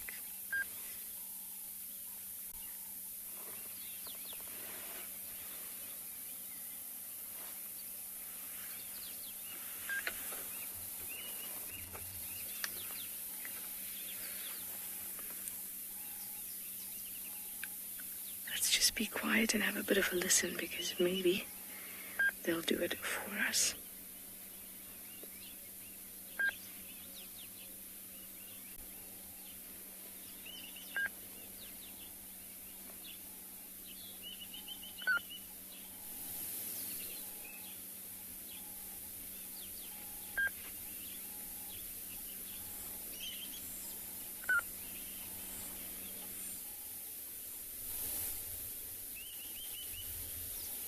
Also see above the eye is quite a broad white patch in the classes cuckoo. That white patch is smaller as well.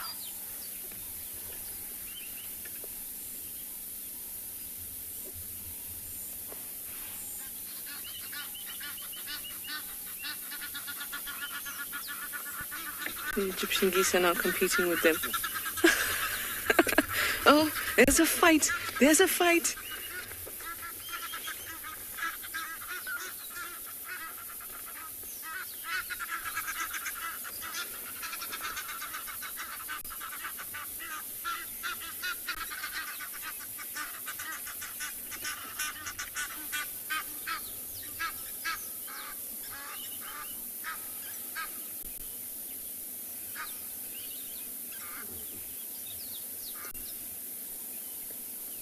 Forever providing us with entertainment.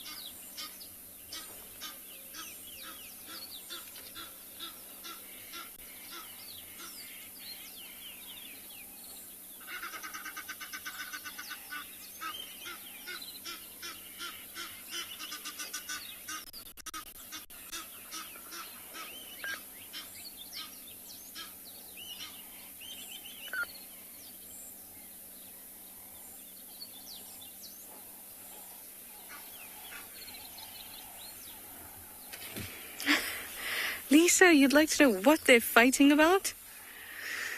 That is a great question. There are about 5 of them all together. You know, I've seen them go at it often. Maybe one tried to mate with another one. Often in ducks and geese. The mating can be quite a brutal thing. I mean, they could have been fighting over their patch of water, who's mating with who. There's so many little things that they could be fighting about, and you can tell that they're loud, slightly, I mean, I don't know them personally, but would say obnoxious. Loud. There they go again.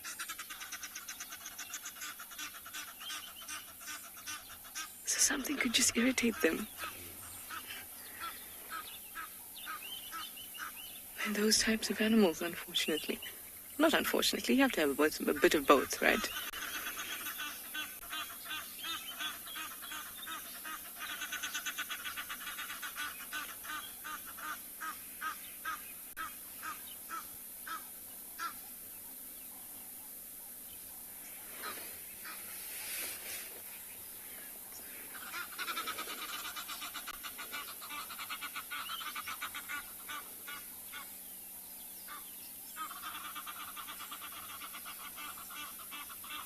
That's how you say, do you want a piece of me in bird? You put your arms out like that and you move your neck around.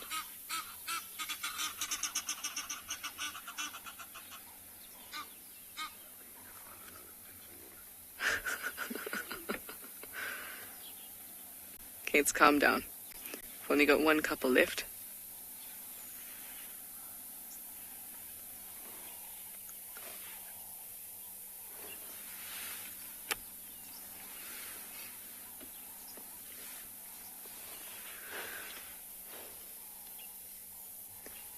Right, I think we were, what do you call it when you stare at people fighting but you're not involved in the fight? There's a name for it. Onlooker. No, onlooker. Stalker. Something like that. I think we've done enough of that. Gawking. There we go. Enough gawking. Fight's over. Luckily, we didn't have to pull out our phones to record. We had Theo to do the honors for us. All right, let's go through to the hyena den. Although, you know, when things are happening, like alarm calls and that, you get a feeling, it's buzz, and I must say the buzz has settled. But let's just go to the hyena den and check it out.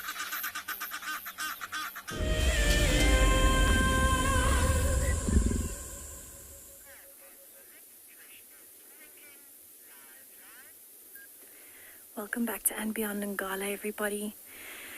We left the Ross male still flat sleeping in the riverbed, and we actually came along the bank looking for maybe any signs of a leopard.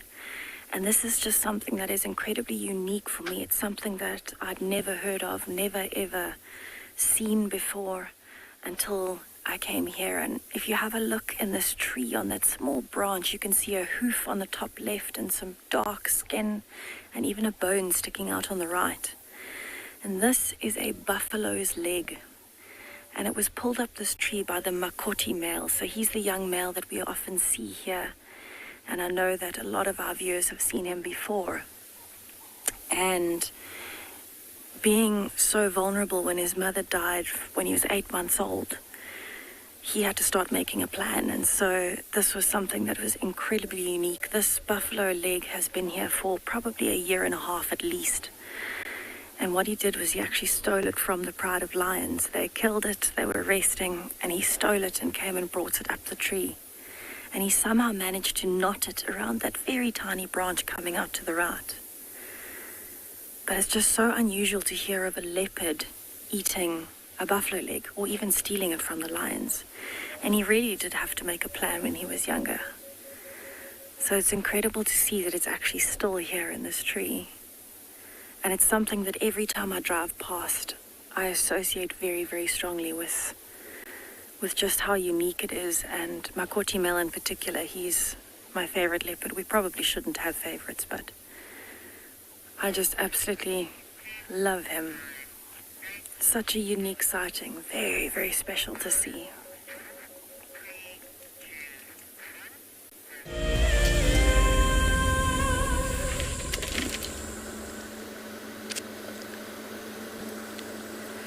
We've got Tswalu in cubs, everyone. Sadly, we've just missed the beautiful views of one of the cubs. And she's on Little Gowrie, I'm afraid. So it's not going to be the best visuals. I am going to warn you, there's other vehicles. But what we're going to try and do is, okay, we're good here.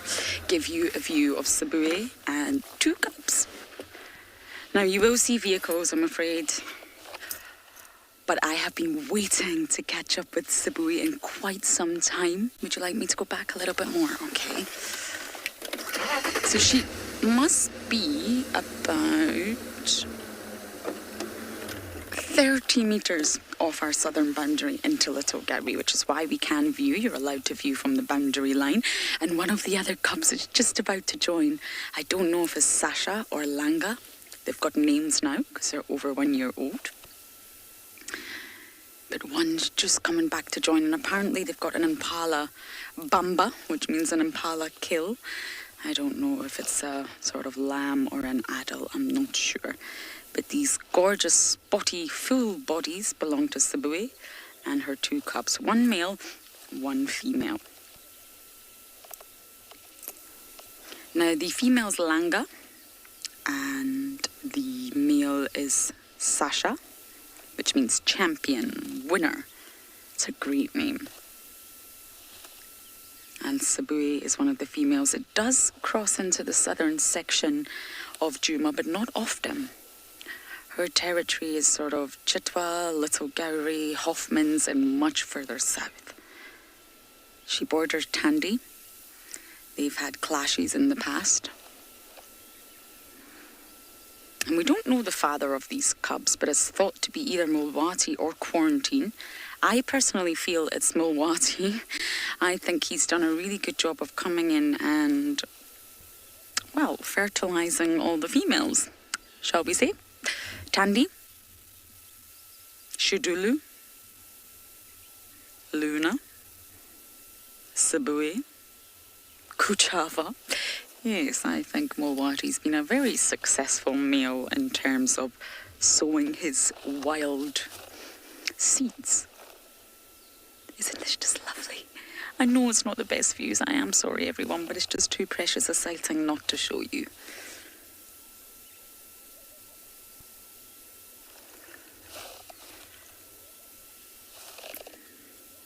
I've been waiting to see Tswalu for quite some time.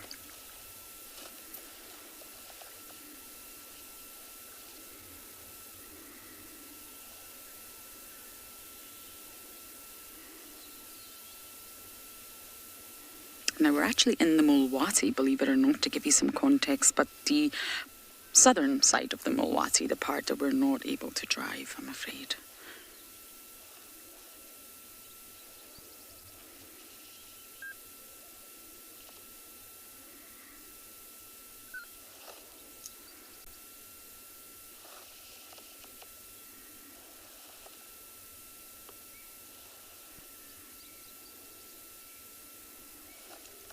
It's just so lovely sometimes to see more than one leopard together, and because Tswalu has one male and one female, most likely the female will be pushed to independence first. She'll leave mom, Tswalu, first, and the male will hang on a little bit longer. And the average age is 18 months for a female, and in 2 years before a male leaves mom, sorry.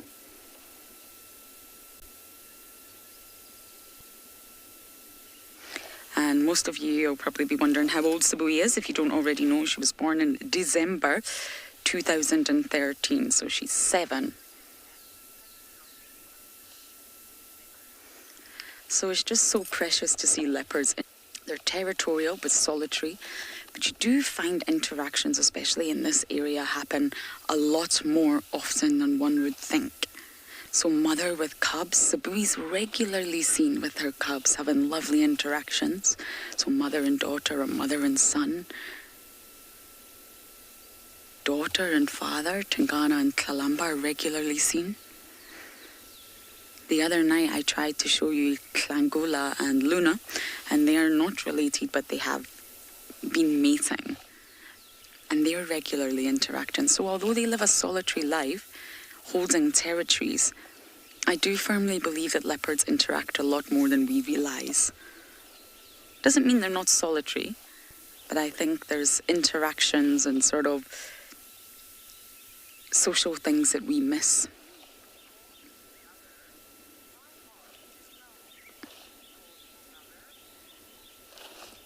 Horse lover? I think that was a name there. You're saying your heart is melting. Mine too. And that's exactly why I had to show you this sighting. Although it's not the best visuals, you never know. They might feel thirsty. And the nearest watering hole is either Baboon Pan or Twin Dams. And it's really, really easy for us to view either of those. So I think it's worth to just sit tight and hopefully we'll get some better views. But my heart is melting too. There's something very special about seeing solitary animals all together, especially when there's lots and lots of spots, or should I say rosettes.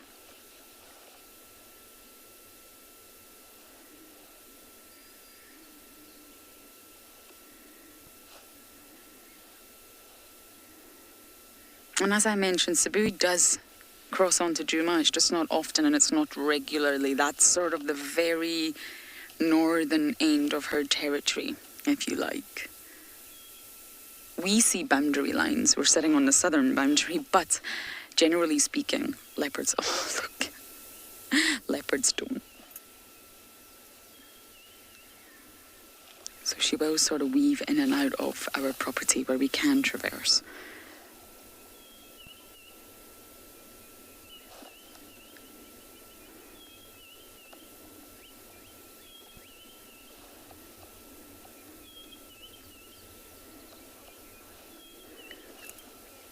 So we will try and sit tight here as long as we can, and hopefully we'll still have a visual.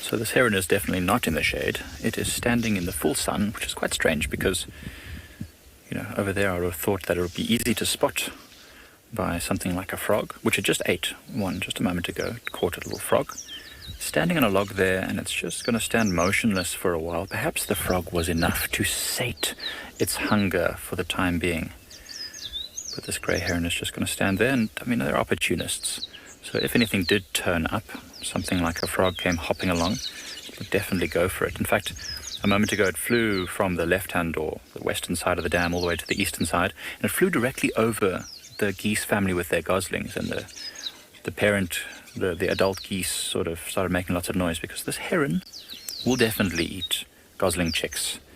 Will have no problems swallowing one down. They're very much opportunists. They'll eat anything that they can that fits in their mouth. Frogs, fish, any lizards that are near the water's edge, bird chicks, just absolutely anything. Even rodents, if there's walking in the grassland adjacent to a waterhole. Just waiting to see if anything else turns up to Leopard Dam. It was a very, in Lower Dam. It was a very cool morning, nice and breezy, and starting to warm up nicely now. We've had a few elephants come down already this morning, and we've had a few other animals here and there. Just want to see what else might turn up now. There's a black-chested snake eagle that flew over earlier as well, which got all the birds riled up. Something we don't see too often.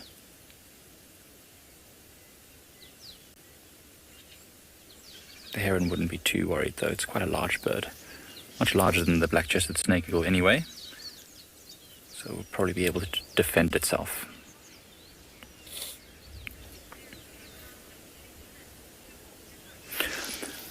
Robert, you are right, the legs are really thin to be sized. But this heron, if you were to pluck off all of its feathers, its body is incredibly slender. The neck is very thin. The wings are tiny. You remember all those feathers that make the wings look very massive, they're all very light. The part with the bones and the muscle structure is very small. And so the heron is not a very heavy bird. I'm not really sure how heavy this bird is, but it's probably not more than about 4 kilograms. Maybe even less than that. So the legs are probably the heaviest part of this whole bird, to be honest. I actually wonder, how heavy is a heron? I know that they're one of the smaller herons that we get. We get much larger ones. Not sure exactly how heavy is a grey heron. Let me just have a look. Look at that, it's super light. Oh my goodness, only 2 kilograms. This whole heron, if it's a male, is only weighing 2 kilograms. How crazy is that? It stands, almost a meter tall. So it's much lighter than the other. So there's some other larger herons and storks, and the very heaviest of the flying birds here in southern Africa is a Kori bustard, and that bird can weigh 13 kilograms. That's like 8 times or 6 times heavier than this bird. Look how it moves very slowly. Do you see that?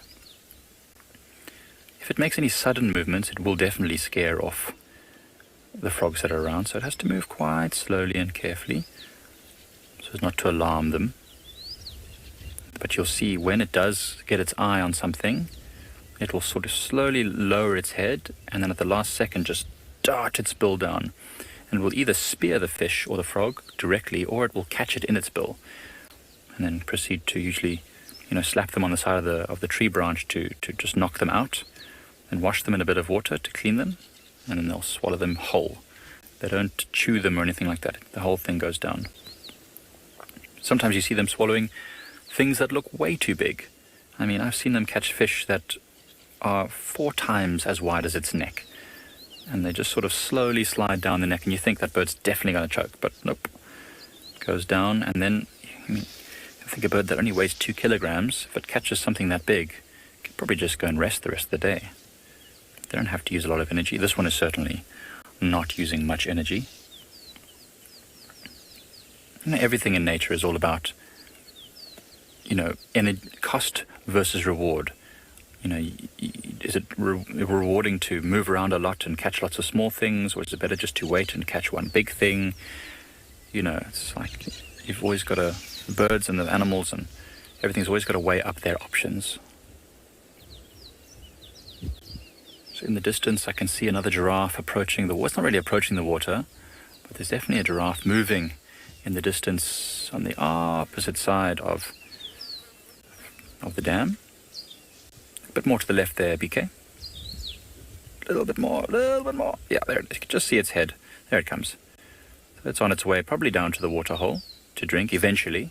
It's still quite a ways off. There's a few more giraffes that were behind us a moment ago, but they seem to have gone behind the dam wall.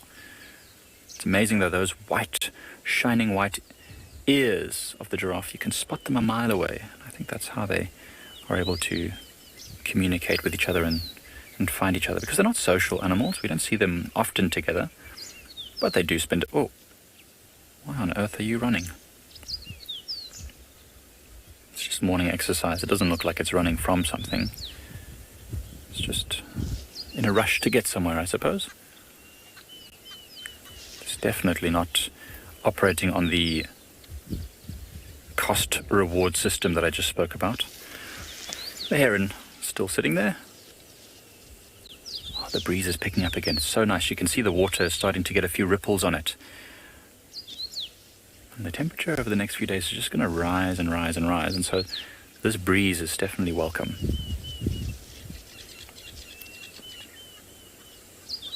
Such a peaceful morning.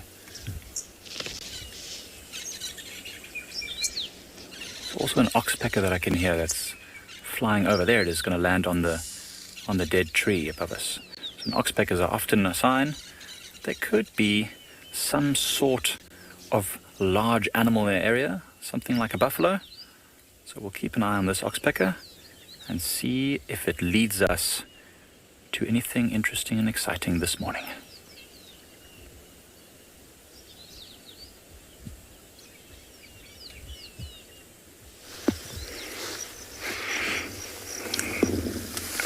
Yeah, after looking and looking and looking and looking and looking, we've come across these two lionesses from the River Pride, and also they have trespassed and they are in Olololo Pride's territory. They must be lucky because I have seen where Olalashe was yesterday and also the girls. So there's nobody here, but they have trespassed. I think situations are becoming dire and they're being forced to sneak into other lions' territories, and this is the case. It does happen, but they have to be very, very careful. If those girls from Olololo Pride find them, it could be fatal for one of them. This looks like the two that had cubs. I cannot tell very much if they're still suckling, but they are a very long way from where they gave birth and where David and Bungei used to see them, but it's nice to see them this far out. They look very hungry. They haven't eaten. Anything that might come their way would be in great danger. Warthogs, zebra, anything, they'll go for it. That's how quickly they appear and disappear. And in the long grass here, you'd, have to see them if you're very close. I'm going to try and see if I can find something else further down. But it was nice to see them out in the open. Something tells me that we might not be lucky with all the cubs that were born earlier this year, because I haven't seen them and it's very, very worrying. Okay, we're gonna take you to another live location as I try and look for something else.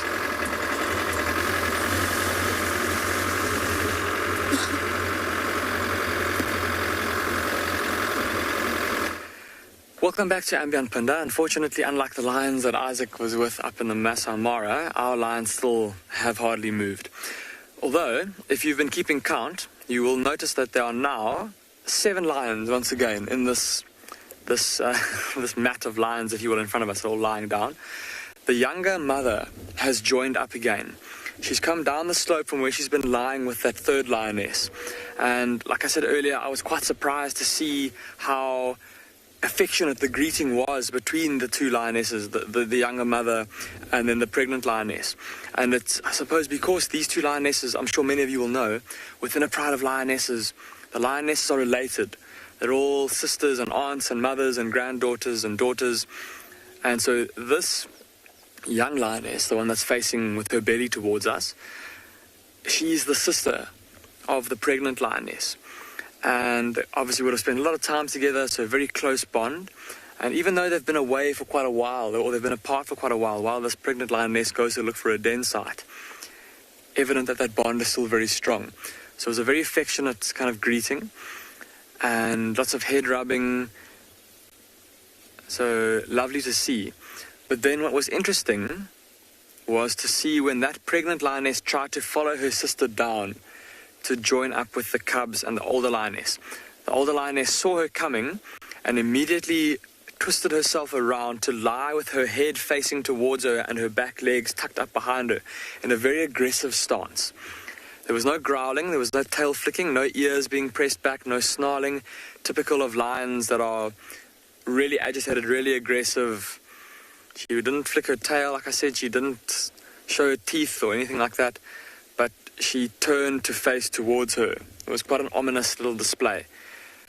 And shame, the pregnant lioness obviously immediately recognized what was going on, and so she turned around, and instead of coming to lie down with her sister, she went back up onto her little patch of rock to lie by herself. So yeah, shame. Obviously that, well, unfortunately, as I had prematurely said earlier, it seemed like she was welcome back with these lionesses, but it seems that it's this old lioness that is the reason that there's this tension. And like I said earlier, I think it's just because of the fact that it's so many mouths to feed. If they do catch something, if she is successful in hunting, if she has to feed a third lioness off of the kill that she makes, or off of the kill that the three lionesses make together, it's more competition for her cubs for food. Very strange. I suppose only time will tell if, as these cubs get bigger, if that kind of hostility dies down.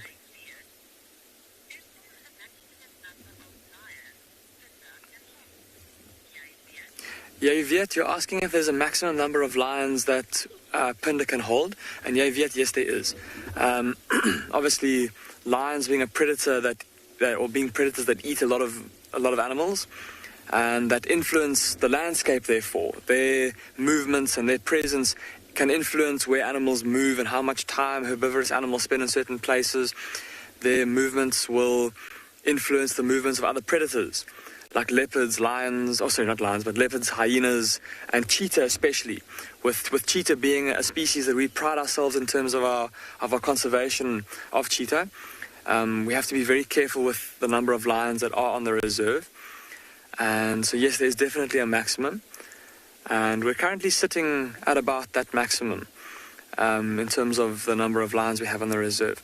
And what is I suppose more of a danger in terms of the conservation of cheetah is how many units of lions there are. So if there's only 3 prides and they all stay together, it's not really a problem, because then cheetah can just move to avoid those areas where the particular prides of lions are. But if prides of lions are fragmenting, if for example with young males when they disperse from their pride and move off to go in search of their own pride and become nomadic, then there's suddenly an extra unit of lions that's moving around. So there's less places for cheetah to move to, where they can avoid competition with the lions. And that's where things can get dangerous for cheetah. So Viet, we do have to keep a very careful eye on, or monitor our lion population very carefully, both from a conservation perspective.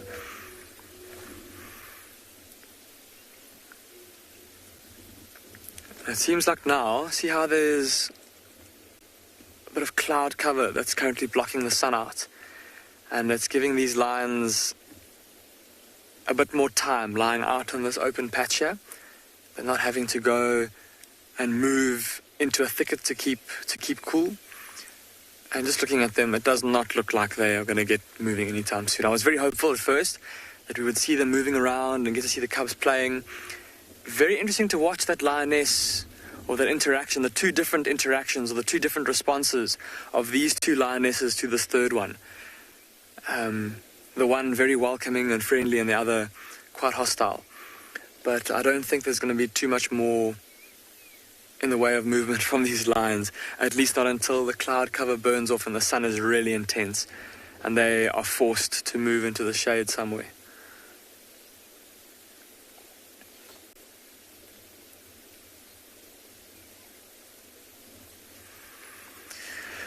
But perched up on our vantage point here, I've been looking through my binoculars down into the plains below us, and Been able to see some giraffe and some elephants off in the distance. And I'm sure that if we go looking, we'll be able to find maybe some rhinos or some buffalo. So I think Craig and I are going to leave these lions. It's been lovely to spend a bit of time with them this morning, but we're going to go see if we can find some other animals for you this morning.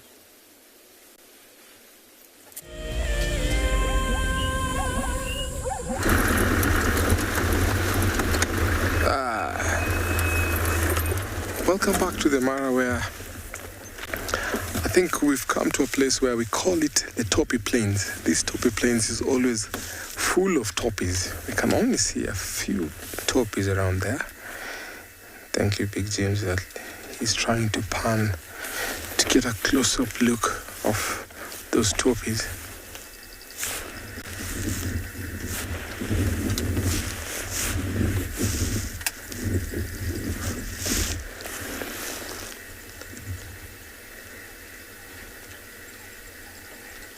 When you talk about topi, they like or prefer a place where there's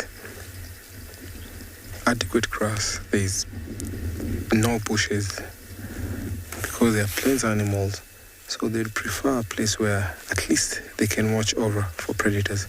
I can see lots of calves there. It seems like that is like a nursery where adult females will come together to a place where they concentrate with their calves. Sometimes these calves will be left alone, unattended, and the mothers will walk out to go and graze and then come back. But in an open area where they know it's free of predators.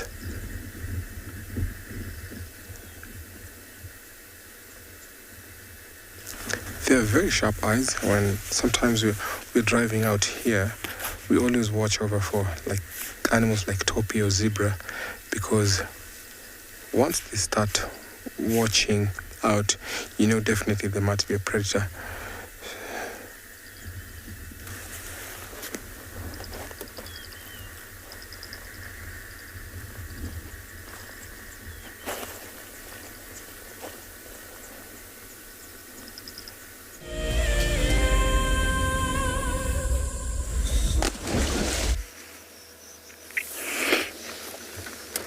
Yes, I followed these lionesses. It was nice to try and examine them more. Looks very lean. Haven't eaten maybe 5 or more days. Body's still very okay. Look at her. She's in perfect condition. Definitely the River Pride lioness, from the direction she came in from, wants to go to that high spot where you can see farther from where she was, and there she sits, and I can't see her face anymore. You know, situations have become slightly difficult for these predators,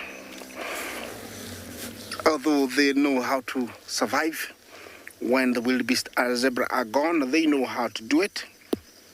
You will find that they're far away from male lions, because male lions tend to dominate and take kills off them every time they kill, and especially if they're small.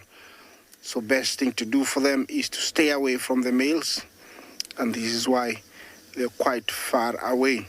If you remember, these are the 2 girls that snuck away with Fang when they had a little bit of a fight with Olalashe and Kijana out in the plains. These are the girls that snuck away. I don't see Fang anywhere. I don't know his whereabouts. I haven't heard any word about him. I hope he's well. I hope he has recovered from the few slaps he received, and I hope he's doing very well. It is not easy being a lion out here in the plains. When the grass grows tall, all grazers leave it and go to high grounds where it's dry and also they can see far. staying here when it's wet like this, you would get foot rot, a disease that affects the hooves, and so it is very difficult to run away or get away from any predator. Also, it's easy to be stalked, so they leave the plains, go to higher grounds. Becomes very tough for this apex predator, and that's why eventually you will find them coming together, all the lions in a pride, being about maybe 6, 7, or 8 or 10. It's much easier to bring down a bigger animal or a larger animal. So they will be forced to call one another and go for large prey, because it's the only thing that's available right now. There's plenty of buffalo, sorry to say, but also there is giraffe. They are very tough to bring down, but a big pride can easily bring down one. Mind you, they can kick with both hind and forequarters, giraffes, so the lions have to be very careful also. So it's not always easy for a predator out here in the plains. It's very, very tough. And I always remind everybody that amongst most predators, lion has got the toughest life out here. Everybody's always on the lookout for them because they know they'll be eaten. They're always watching their back. They're always warning everybody. So it's very difficult for lions. And when they rest like this after a good meal, it is well deserved. It's nice and warm right now, and I'm sure he's enjoying that sun. Remember, this is live. It's coming from the Masai Mara, the Mara Triangle. That's where we are. Talk to us on #WildEarth. Questions and comments are still welcome. In one sitting, a fully grown lioness would consume up to around 20 to 60 pounds of meat. And that can take her up to around 4 to 7 days. In case there's a chance, lionesses will feed every day. Lions will feed every day. They will nibble every couple of hours. They accumulate lots of fat, get big, give them a rest when there is nothing to feed on. They can use that excess fat to keep them going until they get something. These girls look very relaxed, although they're in somebody else's territory. And it's very, very dangerous. This is the area where 2 years ago there was a big fight between the Olololos and the River Pride, and a few cubs were killed. That's where I am. And looks like they're very okay by the looks, by where they look. I'm gonna stay here for a little bit longer, and let's take you to another location.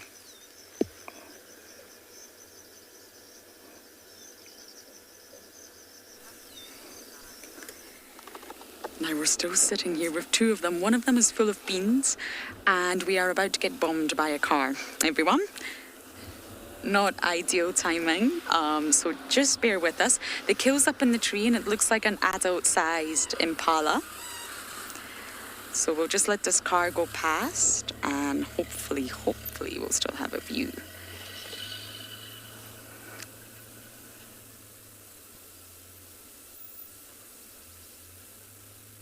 Let's wait and see.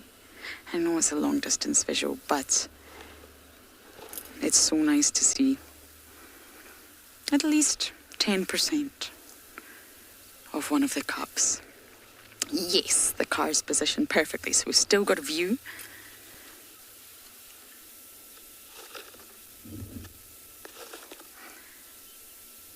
And of course, the cubs will well and truly be hunting now, but they still spend a lot of time with mom at this stage. And taking down a impala lamb is not going to get very far between three very hungry mouths.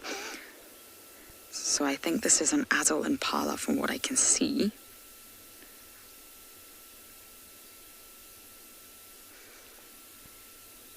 And these cubs are actually over a year now. They were born in August 2019. So that makes them a year and 3 months. So very, very shortly, in just a few months' time, the daughter will start to spend less and less time with the family unit, if you like, and she'll sort of be pushed to independence.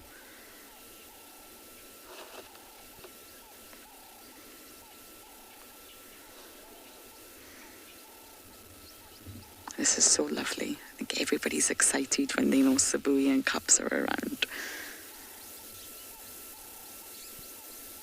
Kuchava's got a cub, male. Tandi's got a boy. Ikanyeni's got a cub.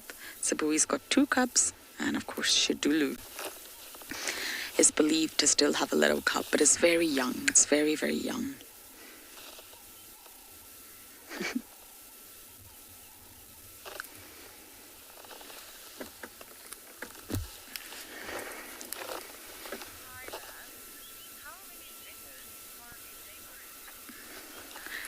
Tyler, leopards are solitary, so they live alone. You will only really find leopards together. I just touched on this earlier, when it's a mother and cubs or when it's a mating pair. Now here in the sands we have such a high density of leopards, really, and most of them, except Mulwati, are very habituated, which means we can spend time with them, and the more time we can spend with them, the more we can learn. And from what we learn out here, they do interact. They just don't travel together in groups. They don't have clans or packs or prides like lions. They're solitary. They're out here on their own, and that is their social structure. So here we're witnessing a small group of leopards, because it's a mother, Tswalu, and 2 cubs. And the cubs are a year and 3 months. 3 or 4 months. So they're still with mother, but slowly but surely they're going to separate from mother, and they will begin their solitary existence. And the daughter, Langa, she will get a portion of her mother's territory. Normally the female territory is inherited from the mother. So everything will have to start shifting around, but like a mobile jigsaw puzzle. But the son, most likely, Sasha, he will disperse. Males disperse, and it's a biological innate drive for them to leave their natal grounds. They're not philopatric because they have to go and A, set up their own territory. There's most likely no space here. And B, they need a new gene pool of ladies. If the male was to stay, he may end up mating with his sister or his relatives, and of course that's not good for the genetic integrity of the animal and the future offspring, and therefore he must move to ensure genetic integrity within his species. Now, leopards can mate with relatives. Tingana can mate with Klalamba. It's not impossible. It may actually happen. But they can only do this consecutively for about 3 generations before you really start to see a genetic impact.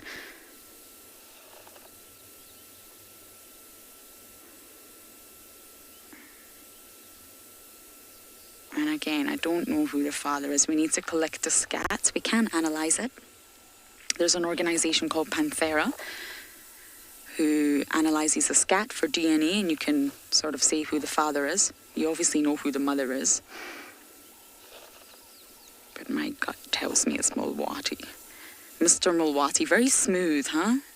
You never see him. He moves in the dark, and yet he manages to spend time with all the ladies. Smooth operator.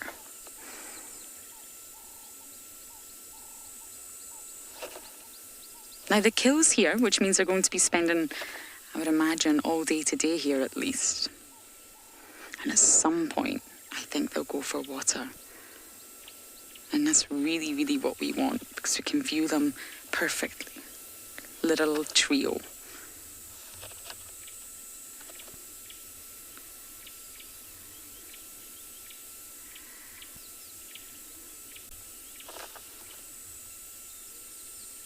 Now, if leopards did have a sort of bigger social structure, Tyler, and if they did have a pride, they would be in direct competition with lions and it would make them more obvious. Leopards rely on camouflage. Look at their sort of coats.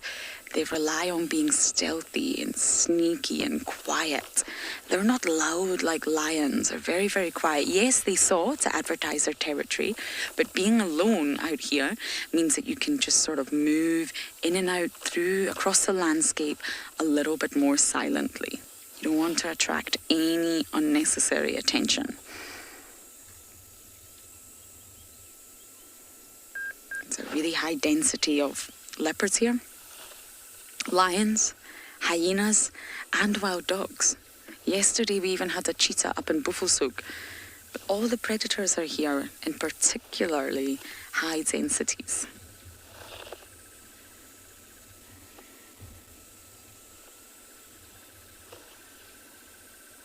In a riverine system like this is a dry riverbed, the Mulwati, not the leopard, the actual river. And it's a perfect habitat for these leopards, the African leopard. There's 9 subspecies, remember, and they all have different geographical locations and different habitat preference. In India, you actually find a lot of leopards are moving to urban areas and you find them in the cities, which is slightly worrying. As gorgeous as they are, you don't want to run to your local takeaway to get some fish and chips and bump into a leopard.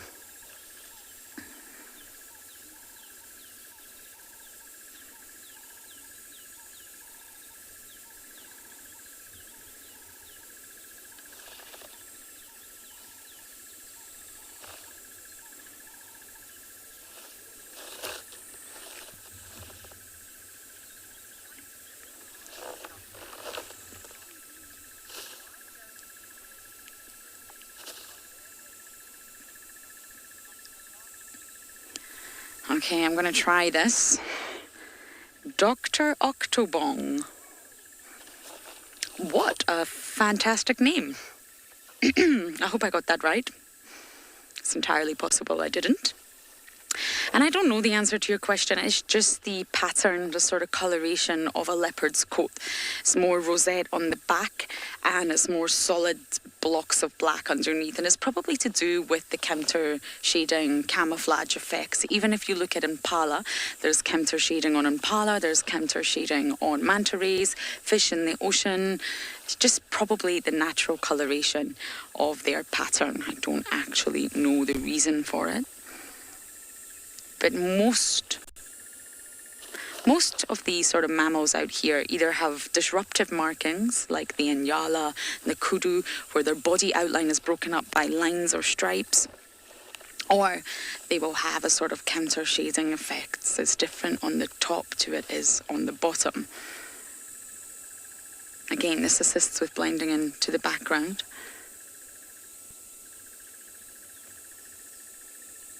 And I spent many mornings with Dylan in the hides, believe it or not, yes. Sitting on the cold, wet ground with Dylan in the hide, photographing birds. And the concept behind a hide, you don't have to be completely hidden between a sort of wall or lots and lots of piles of wood. No, you just need to break up your body outline. So there was only maybe 3 planks of wood there, and we're sitting, and we had lions come by, we had jackals, we had all sorts, and the predators did not see us. Maybe they heard us, maybe they could smell us, but they did not see us, because the manner in which a hide works is that it just breaks up that outline. The predator cannot make out that it's a human sitting there, bipedal man, potential threat. And it's similar to how the disruptive markings work on some of the animals out here. Just breaks up that body outline, so it's harder to understand what it is you're actually looking at. Now, I wish I knew who was who here. Don't quite know whose bum we're looking at. It's one of the cubs.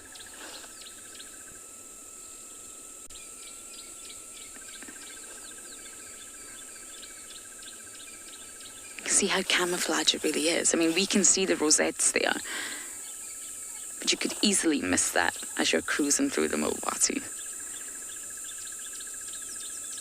Leopards are actually more difficult to spot than you realize.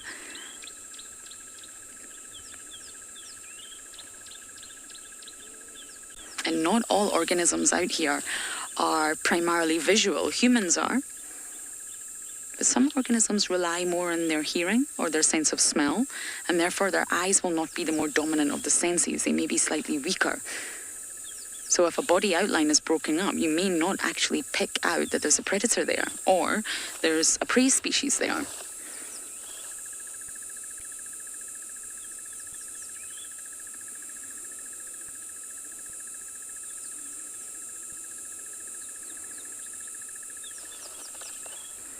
I don't think we're going to get much better views than this.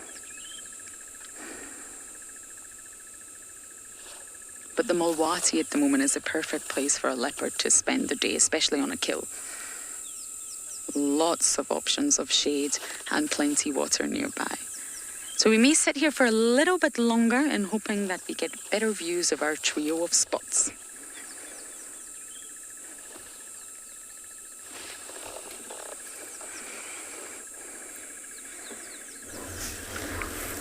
Welcome back to the Mara, where we've come across this hippo, this lone hippo bull, who seems like he's not interested with the Egyptian geese who are noisy.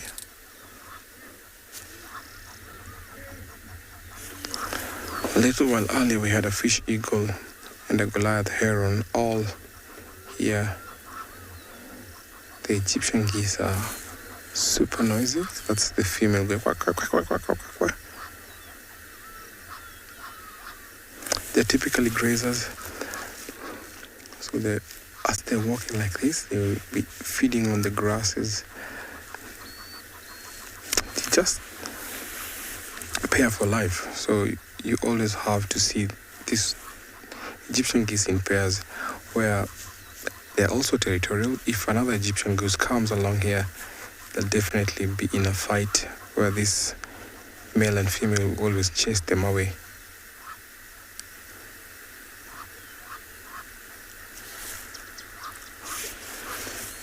This is a small tributary that feeds the Mara. You can see that hippo bull is just walking away from us here. Most of the time when you come across hippo bulls, they'll always be kicked out of the river.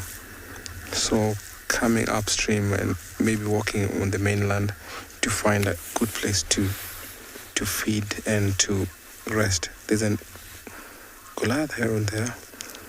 A little while earlier, he was almost fighting with the fish eagle. This is one of the biggest or the largest herons that we have around. Do you see something there?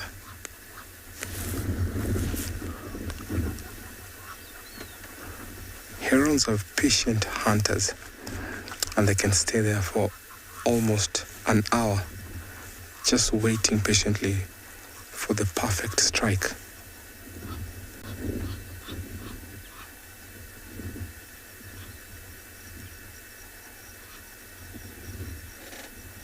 Change position to watch over the water to see if the fish are getting closer.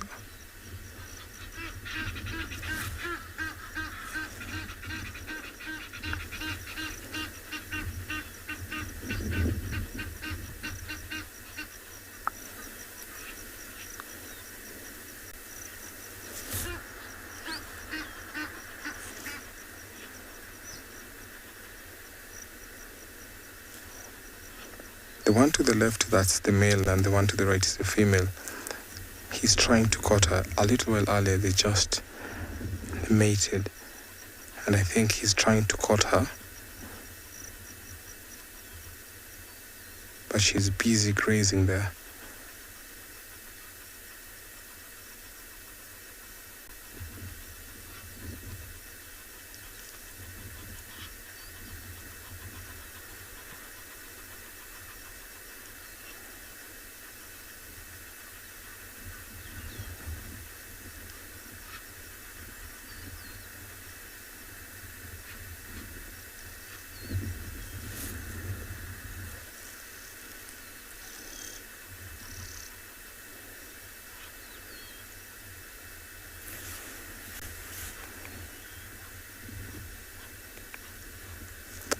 one is patiently waiting also. But you find sometimes these herons will be always in the mainland where they'll be hunting for snakes, rodents. I've seen them. Yes, got something there, I think. Maybe a tadpole.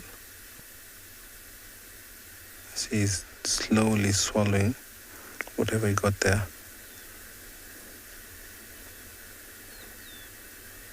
Very patient hunters.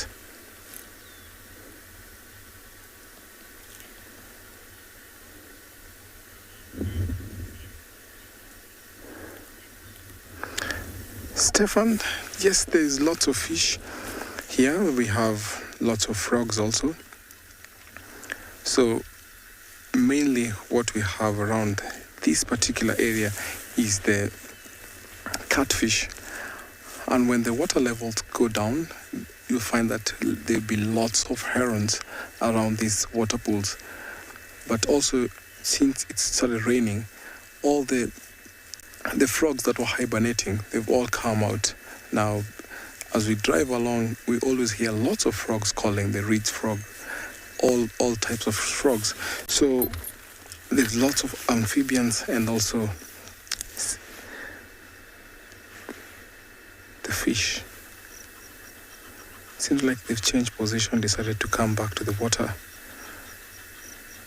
You can see the male is slowly following him, rather. See, here he stopped.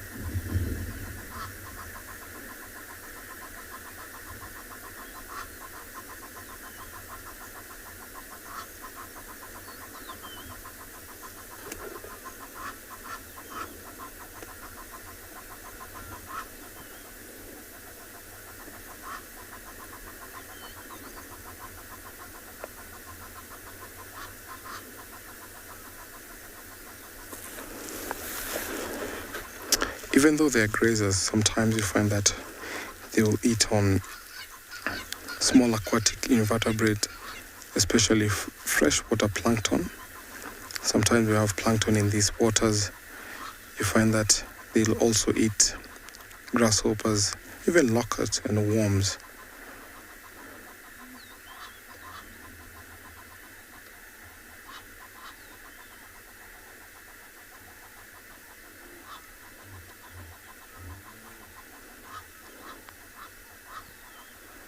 The male is busy trying to court her, but she's busy trying to find some food.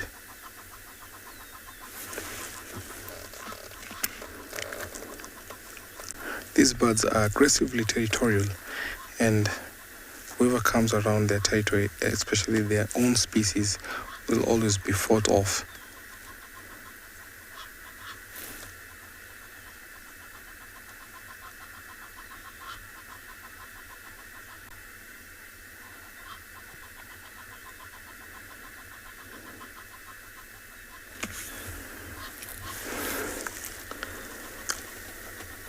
These Egyptian geese are entertaining us so much. Just want to see what they're up to as we take you over to another live location.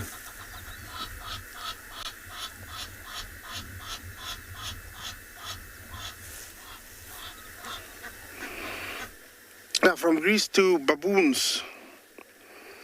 And there's so many. It's only that they have disappeared into the bush there. And the bush is very green and thick. Can be hard to see, but you can see them coming out. Looks like they're headed somewhere. Maybe one of their houses flooded, and so they're moving house. Maybe. Yeah, they live in troops of up to 60, up to 100 in different areas. And the ratio males to females is almost the same, so there's no competition. Big males can weigh up to around 40 kilos. Very dangerous, very strong, very fast. And also they have canines that can inflict serious injury. Very properly organized. When they move in thickets like this, you always find there is a sentry who has walked earlier on and he's up a tree. So in case of danger, he just needs to bark and everybody runs to the nearest tree. So they're well organized. Every now and then they make a mistake. Their main predator is lion and leopard. All other predators will try and avoid them. Cheetahs, wild dogs, jackals, they'll avoid them. They're very, very dangerous. And they are omnivores, very much like us. Plenty of grass, plenty of plant matter, fruit, even meat. And definitely they're not eating, so it means they're moving. They're headed somewhere.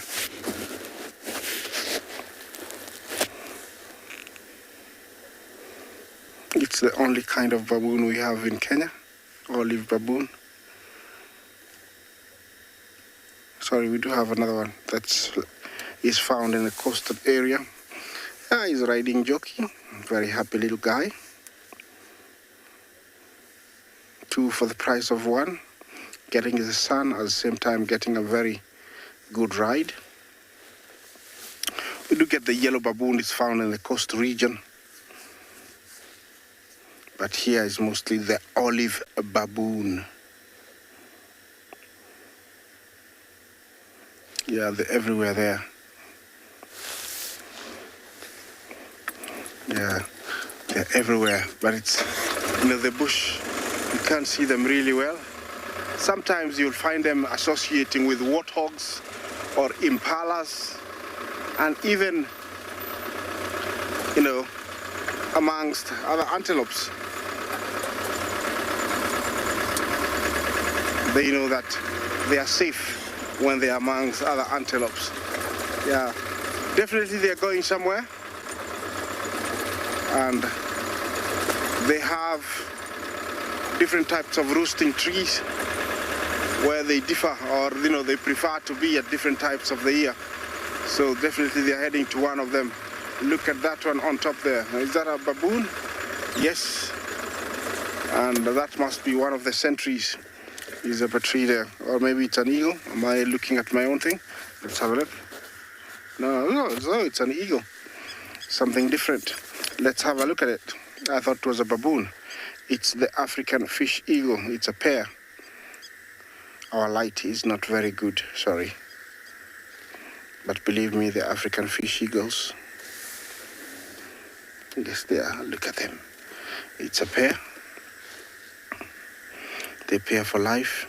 They live for up to 40 years. And definitely they are not breeding, because when they're breeding, you always see one. They take turns to sit on the eggs, very committed to their egg or eggs. And from where they are, they can easily fish in deep water. They have amazing eyesight. Allows them to see underwater. It looks like everybody's trying to dry up. You hear the frogs. Even the frogs are very happy. There is fresh water. There is new water.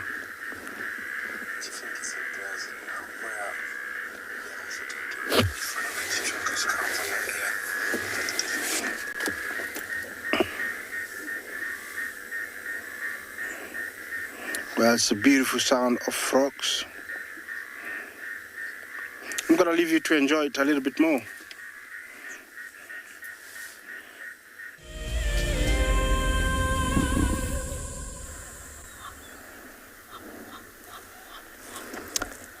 Welcome to this side of the Mara where we have our Egyptian geese. I call this the Mugoro pair, because this is the Mugoro stream, and this is where we always find the Mugoro lionesses or the Mugoro pride. So I like to call this the Mugoro pair. where they're still noisy. You can hear the female going, and the male trying to shut her up by saying shh, shh.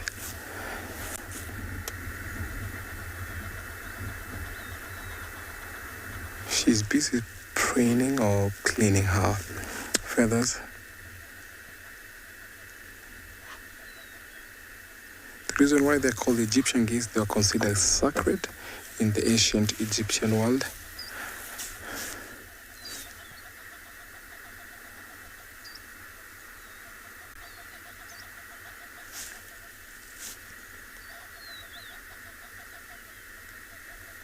Because both parents use the ability to take care of their chicks and sometimes on the brood, you find that there's a brown spot just on the belly where they actually use that as a spot where they'll cover their goslings when they're actually in a nest.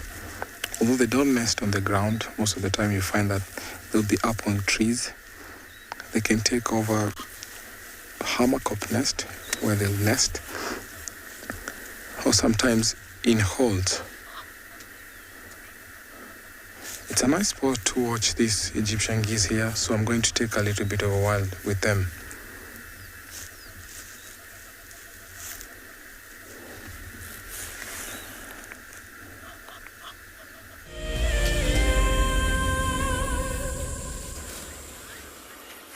Welcome back to And Beyond Phinda. It appears that all Craig and I can find for you all this morning is lions. And we've left that other pride quite a way behind us, and we went past those elephants we could see off in the distance. Unfortunately, they had moved into an area where we couldn't film them. But around the next corner, we found another pride of lions. And these are not at all related to the pride that we spent the earlier part of the morning with. This is a different pride of lions, the rival pride to that first pride that we saw. And looking at them, it looks like it's two lionesses, a subadult male, and then two little cubs. So not the full pride. There's still a lioness and two other subadult lions missing from this group. And I'm sure that they're not too far away. Look at the little patch of shade that they're tucked away into. Beneath, it looks like a buffalo thorn and a spike thorn that's growing over them. But it's yielded a very small little shadow that these lions have all piled onto each other to try and exploit for a bit of shade. And look at how close together they lie. Look at that little cub in the middle there. It's almost getting sandwiched between its older cousin, that subadult male on the right with his back to us. I don't know if you can see his little mane sticking up on the back of his neck. And look where he's looking. He's looking off into... There's a very dense thicket off to the right, the base of another spike thorn. And I wonder if that's not maybe where the other lions of the pride are resting. I'm going to just use my binoculars just to try and look into the shadows there to see if I can't maybe make out the white of an underbelly or a tail flicking or an ear flicking. It's very tough to see, it's very thick, but so far nothing. But I was talking about how they're all lying right on top of each other. Very affectionate, but also just trying to make use of this tiny little bit of shade. What are you looking for? That little male looking up into the tree there.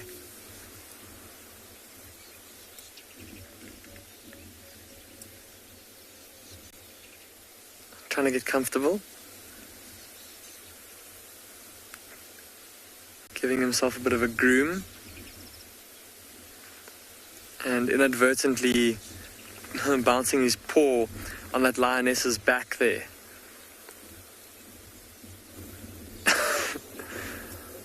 Trying to get comfy. Maybe a bit too comfy, or a bit too cozy.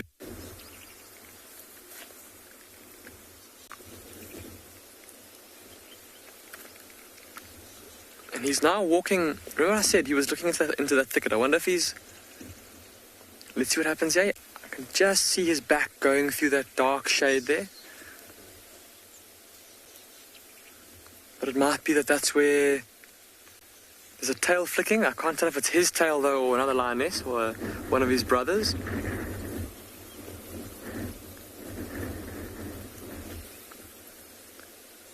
But that was quite a deliberate movement from him.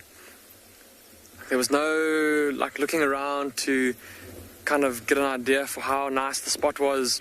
He walked straight there and lay down. So maybe in a bit we'll go and move around that side to see if the other lions are lying in that shade there.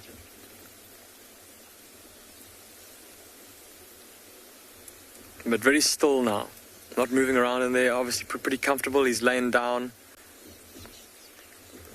Leaving these other two lionesses and the two cubs with now a bit more wiggle room, if you will. Look at this lioness is lying with her paw resting on that cub's shoulder. I can't tell if that's mum from here. It's a bit tough to see. I have to get a very close look at their faces to try and differentiate between the lionesses of this particular pride. There's one that looks a little bit bigger than the others, and she's the mother of these two small cubs.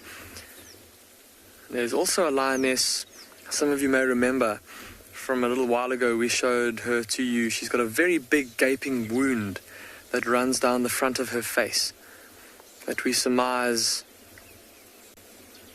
happened as a result of either a fight with one of her sisters over a carcass, or maybe with one of the big dominant males. Either way, it was a very, very, very nasty wound. And for that reason, I think in just a bit, I think Craig and I might go and have a look into that thicket where that sub-adult male went now, to see if perhaps she's in there, because I haven't seen her since the last time we showed her to you. So I think that's what Craig and I are going to do. We're going to move around, go see if we can see if there are more lions in that thicket, and if there are, we'll be sure to let you know.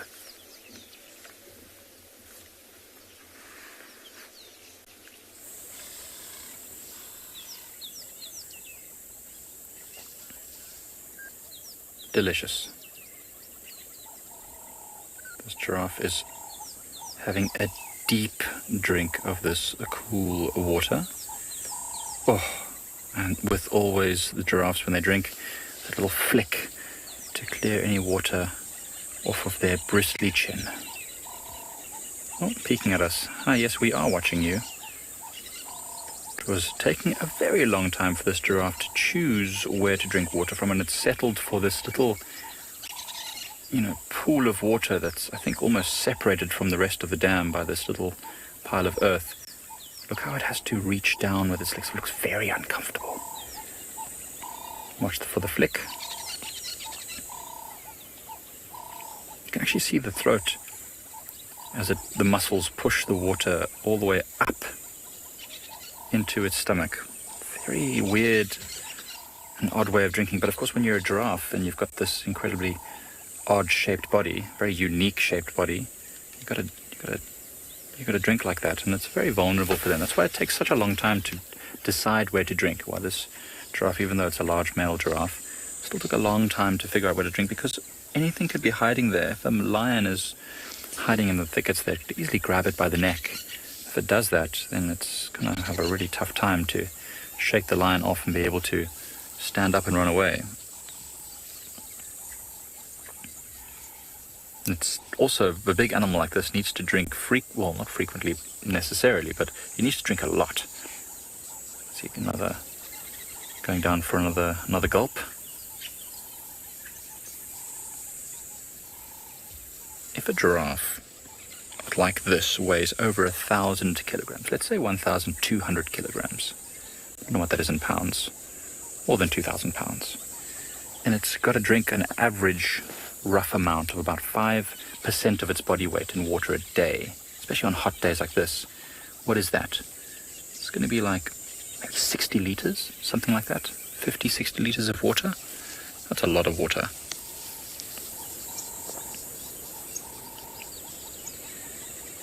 I did the math a while back, and I worked out a whole bunch of different animals and how much they drink per day, and I crunched the numbers. I came up with an average of about 5% of their body weight. I mean, think about it. We have to drink, 2 to 3 liters of water a day? That's an average person of about 60 kilograms, 70 kilograms, let's say. It's pretty good, I thought. See, now it's taken another drink and now it's looking around just to make sure nothing's sneaking up. There's a lot of sounds around us. A lot of birds are calling. No alarm calls. But just a general noise. Tyler, I don't think it hurts their legs to bend down like that. I don't think it's painful, but it's probably not very comfortable. And that's why they don't stay in that position for very long. They don't finish drinking in one long gulp. They go down for, 20 seconds, drink, and then they stand up quickly, take the pressure off their knees, and then they go back to it. I'm sure they've got adaptations. They've got some interesting adaptations. I'm not sure about the knees. If you look at those front knees, they're very big, right? So they've probably got quite a lot of tendon and muscle structure around that to keep it stable. But they've got an interesting adaptation in their brain, because of course if you go upside down, if you put your head below your heart for too long, you'll find your head starts to pump, right? And you feel this like pounding sort of in your ears as the blood is pooling in your skull, basically, or on the skin around your brain. It's not very comfortable. But giraffes have this network of capillaries that surround its brain and act like a sponge. So the blood, although it's pumping furiously around its body, it diffuses gently into its brain, and so it doesn't get a head rush when it stands up quickly or when it leans down like that. No, I worked around the answer there. I can't tell you for sure. Is it painful? But I don't think it would be. I mean, it would be odd for an animal to have to do something that was painful for it as a part of its, necessity, like drinking. I mean, that would be odd. Look at the oxpeckers. All in its head there. There's 3 of them at least. Maybe there's a little build-up of ticks or parasites around its head. And giraffes can't reach there. They're not very social, so they don't groom each other. So the oxpeckers are hugely important. Without the oxpeckers gleaning all the parasites and the ticks, this giraffe would become overloaded with parasites and actually start to massively affect its health. Busy feeding from a tamboti, which is not a very palatable tree, generally speaking. It's full of toxic latex. If we were to eat a bunch of tamboti leaves, we'd be horribly sick. We might even die, to be honest. And the giraffes don't seem to suffer too many ill effects. I see them eating tambotis frequently. I've been told before that it often, or I don't know if it's true, but that many animals will feed on these toxic plants in order to purge their system. Maybe the toxicity kills off the parasites that might be in its belly, or the eggs, or helps to flush the system. Maybe they get a little bit of diarrhea, purges them. But I don't know if that's for certain. I know that many animals many predators will eat grass as a way to induce vomiting, which might also help to get something out. Now it's invisible. An invisible giraffe hiding amongst the tambotis.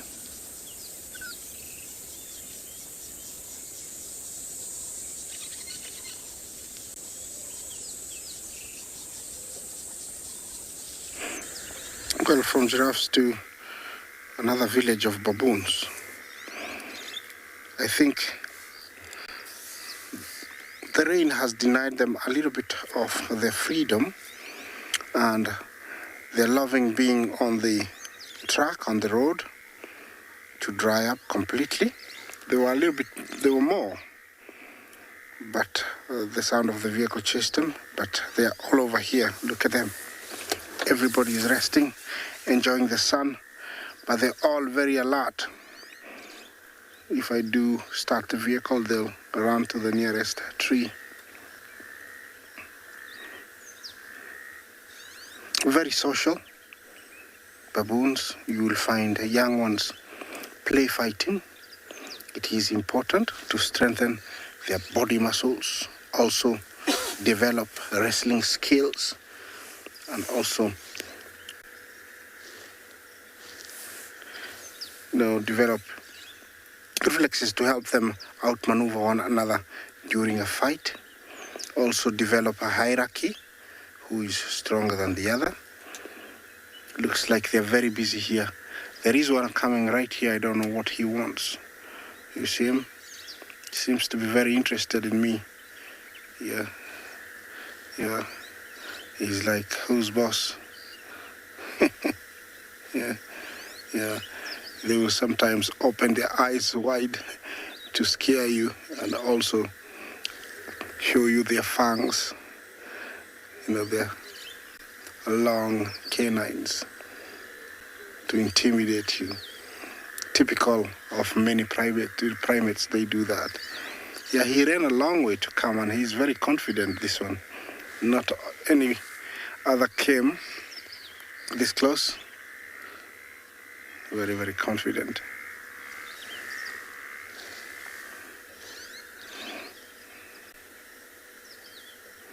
There's so many of them. There's lots of youngsters enjoying the grass. They have amazing eyesight, these guys, during the day. But at night, they're very much like us. And that's why predators like leopard really hunts them during the night. A good time to relax and enjoy the morning.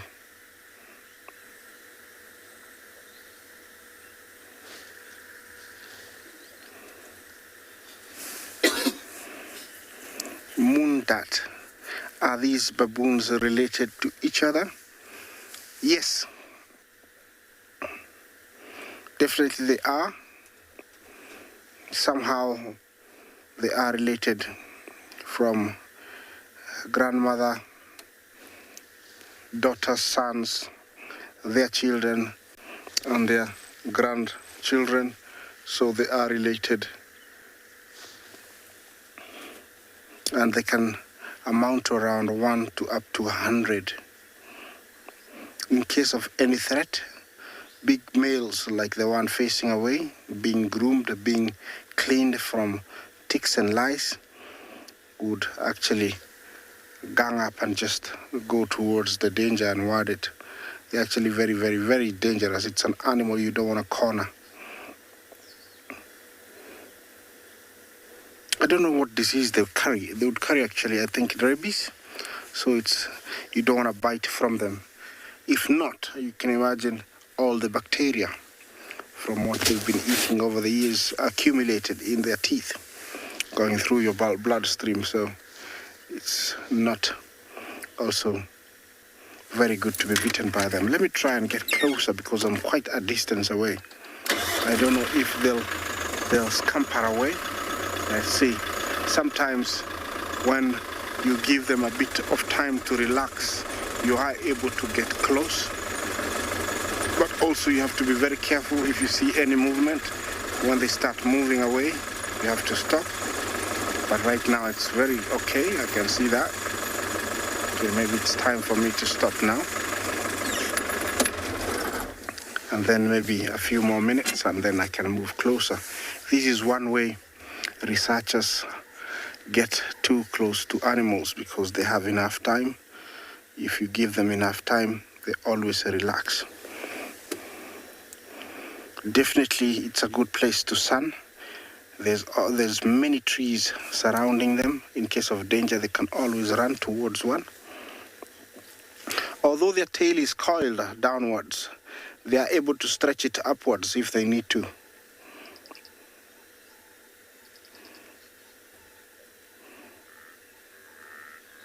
It's a tiny little one. Must be.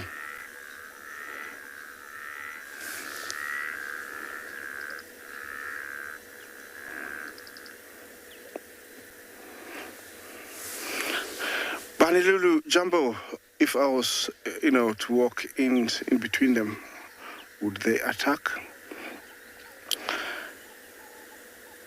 No, they will not attack.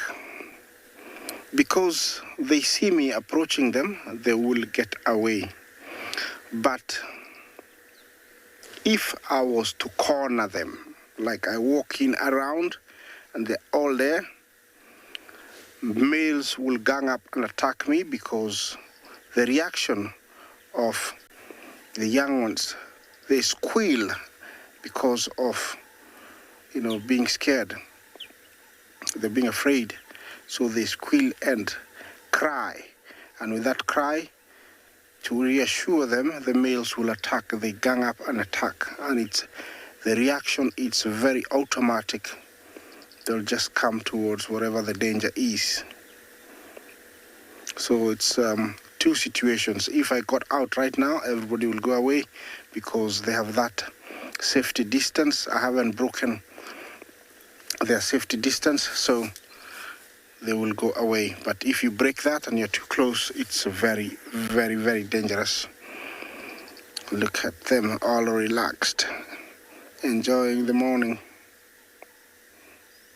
That one is down on his back, being cleaned. Yeah, they can go on their twos, as you saw that one there. If the grass is too high, they can stand on their hind legs to have a better look. Let's see if I can get closer again.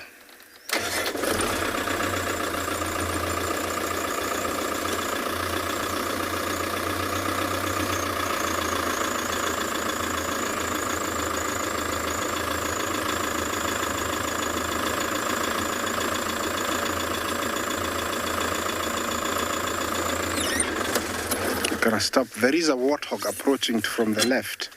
I don't know what the reaction will be. Could be interesting, but actually looks like the warthog has relaxed. With their presence, I think it's confident that there's no predator around because they have good eyesight and the warthog knows that. Yeah. Lots of cleaning, part of daily routine that they go through before foraging, heading out. That's a big papa, you see, and tiny little one.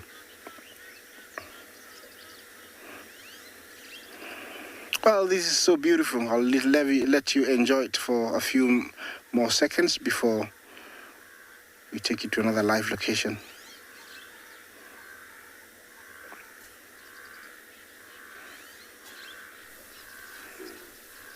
We had to leave Tswalu, unfortunately. It got very busy, so we've just turned a corner and spotted a mythical creature wallowing, cooling down in the mud. I believe this mythical creature is known as a spotted hyena. I wonder why this hyena's in the area. If any of you can ID from this very limited visual, #WildEarth, please let us know. I have not seen a hyena in so long, I've started to forget what they look like. Yes. Perfect ears, fluffier coat, youngster. About 50 meters away from, maybe 100 meters away from Tswalu. Do you think this is a coincidence? I think not. I just love seeing hyenas wallow like this. It must feel so good. They always look so relaxed. And of course, Tswalu and cubs have the kill hoisted, so it's well out of reach. But there's 3 of them, so it could be messy, and the cubs probably haven't perfected their dinner manners yet. So any hyena that is at the bottom of the tree could actually end up getting very, very lucky. But what a sighting. I am going to try and see if we can get there nice and early this afternoon, so it's not so busy. It's not often we spend time with Tswalu. She's probably the leopardess, or one of the main leopardesses that's territorial around here, that we spend the least time with, I would say. I think we see Kuchava marginally more than we see Tswalu. But wherever there's a leopard on a kill, there's a hyena nearby, and I find that opportunistic way of surviving out here fascinating. They have the cognitive ability to understand that if they follow a leopard, it may or most likely will lead to food. They don't follow the food or follow the scent of a carcass. Of course, if that fills their nostrils, then they're off. But they follow the leopards. And I mention this regularly. I know I'm not trying to repeat myself, but I do believe the hyenas recognize the individual scents of leopards. They know exactly which leopard they're following. They can analyze those chemical compounds that are in the urine, that are in the scent marking fluid, and they understand who they're following. So, for example, Kalamba is a great leopardess to follow. Not only is she always in the heart of Djuma, or almost always, she's always killing. Sometimes she has 3 carcasses on the go at the one time. I'm not sure Tandy taught her much about sustainability, but at least she's prepared for an apocalypse. Good old Kalamba. Now, facial features and coloration is not too far off Swazi, but I'm hesitant. I don't know if I got Swazi's ID wrong the other day, and yes, I'm completely out of practice. I'm happy to admit that. But this individual does look a bit Swazi-esque.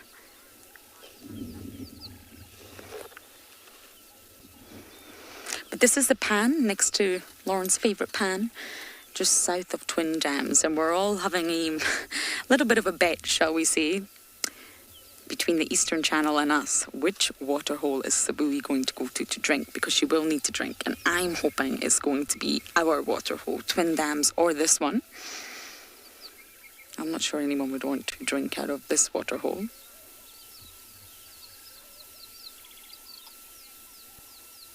So we're going to try and stay here as long as we can while you are whisked off to another location in Africa.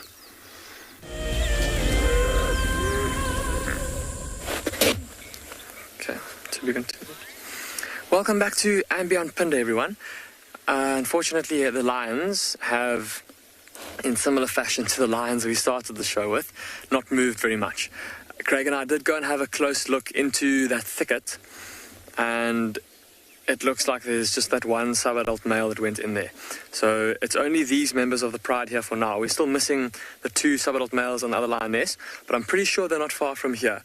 I wonder if perhaps the lions didn't maybe make a kill last night, and it's maybe tucked under a thicket here somewhere, and those members of the pride are still feeding or just wanting to stay near or nearer to the carcass. I did also hear about from some of the other rangers in the area that apparently there was the carcass of an old giraffe bull not far from here, and I wonder if the rest of the lions are not maybe feeding on that carcass. Maybe these lions have had their fill already and have started to move away from it. I'm not exactly sure how old it is though, because I've been looking in the direction of where I heard the report coming from, or where they had told me the carcass was, and I don't see too much in the way of vulture activity or birds of prey circling or diving down there. Of course, it would be the diving down towards the ground that would be more indicative of there being a carcass there, but I haven't seen any of that. So maybe it's quite well covered, just like these lions, maybe in the shade.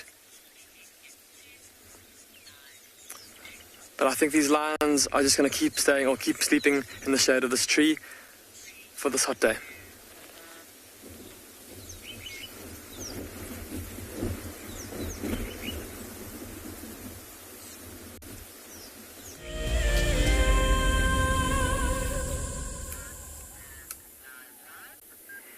Welcome back to And Beyond Ngala, everybody. We were actually looking for the Birmingham Pride this morning, and we found the tracks of a pride of lions and thought, well, we've got to try our luck. And we found the Birmingham Breakaway Pride. So this used to be part of the Birmingham Pride, and then they actually split up when the drought started. But this young male has been entertaining us. He's found himself a stick. And he's busy chewing on it and moving it around with his paws. And I think that's because he's nice and cool in the shade, so he's feeling a bit playful and energetic. So he's actually incredibly big for his age. This pride is from this area of and beyond Ngala in our northwestern side. And in fact, he's only around 2 years old, so he's incredibly big for his age. You can see his mane starting to grow really nicely. But I think it's just incredibly cute that he's still so fascinated by a stick at this age. Typical cat, fascinated by small things, energy at weird times. Look at his size as he gets up there.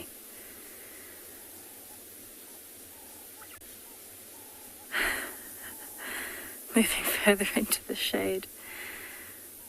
So there's actually a lioness that's grooming herself really nicely just to the left of where he was. And behind you can see some more lying down flat. So there's actually 11 lions in this pride. And with the 2 Ross males, which have also taken over this pride, it would become 13.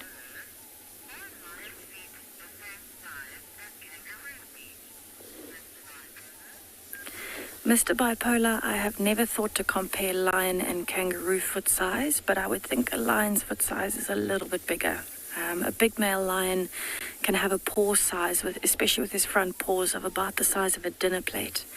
And I can't imagine that a kangaroo foot would get near that big. I know they can be incredibly large, but I think also the different shape makes them a little bit smaller. The lions need that really big spread of their toes for hunting and moving fast. But I would think a lion's paws would be much bigger. Also bearing in mind a big male lion would get up to about 250 kilograms. So you can imagine the amount of power to move that body weight at speed if he needs to. But also to take down things like a buffalo or even, a giraffe or a wildebeest.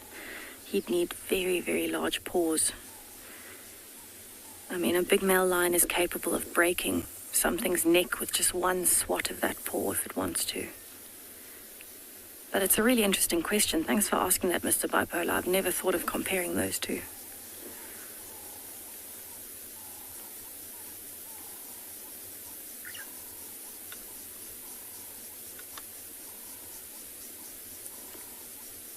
So it's actually quite lucky, especially this time of the day. It's gotten quite hot here. So it's actually quite lucky that we're seeing any activity at all, because usually by 7 in the morning, lions can be flat sleeping in this kind of heat. We are going to be incredibly hot today, and since about 7 this morning, we've been feeling the heat ourselves driving around.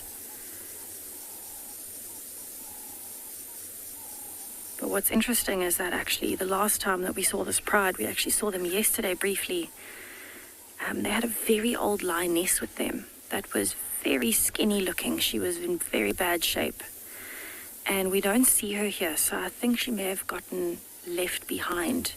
Maybe she couldn't keep up with them because they've moved, I would say, on average, as the crow flies in a straight line, maybe 5 or 6 kilometers from where we saw them yesterday. And I think maybe she just didn't have the energy to keep up, so she might be somewhere completely different on the reserve, trying to follow their scent to where they are now. But there's actually also a lioness that isn't here that has slightly younger cubs, maybe about a year old or so.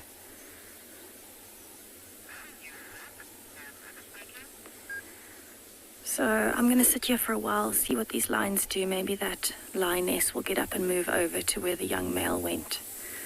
But what a lucky start.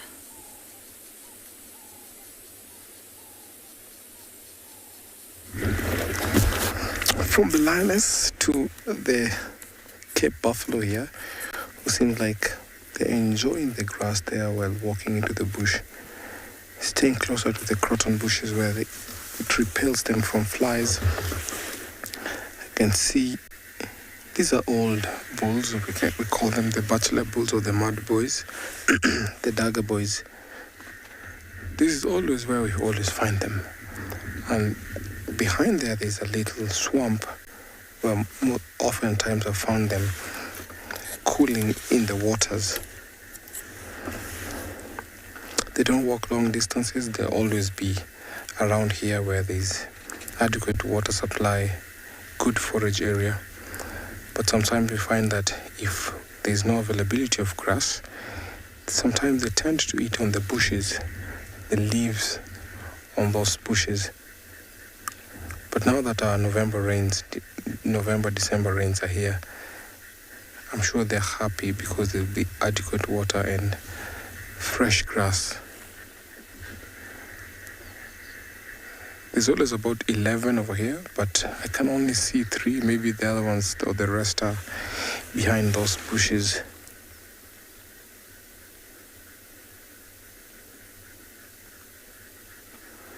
There's always security in number. So by being 3 of them here, at least they can protect it from lions who sometimes prefer old bulls like this because they tend not to walk too far, or sometimes when they get ambushed when they are in the mud pools, when they are mud wallowing.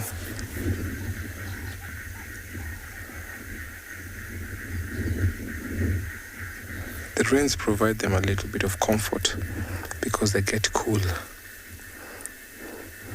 But I'm sure later on when you come here, they'll all be covered in mud. It seems like the rain has washed away the mud that has been on their body, so at least they need to go back and do a mud bath.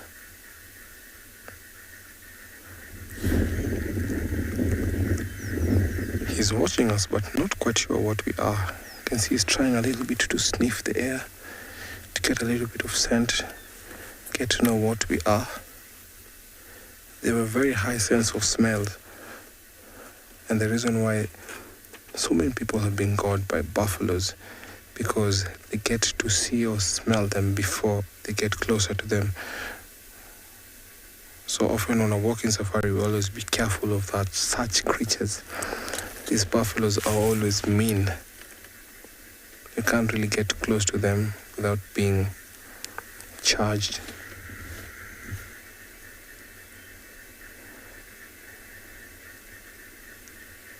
They cover a small home range, which is about 3 to 4 square kilometers, because within that area is where those areas are treated like territories, but they really don't have territories. They have what we call home ranges. So you can see sometimes they'll be on that pool there or that swamp, and then extending over to where I'm pointing, there'll be another swamp area where we always find them.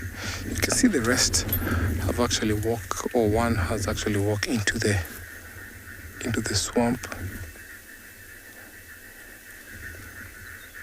to cool off, and I'm sure those 2 are almost heading there.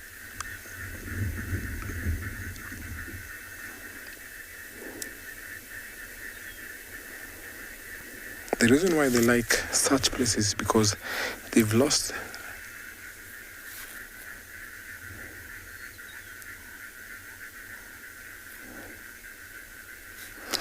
Tyler, do we ever intervene when an animal is badly injured or sick?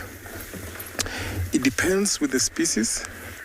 So we'll intervene if there's a cheetah, lion, leopard. But sometimes when it comes to herbivores, we have lots of herbivores, so they will be controlled by hyenas. The reason why we have hyenas, so they take care of the sickly and the weak.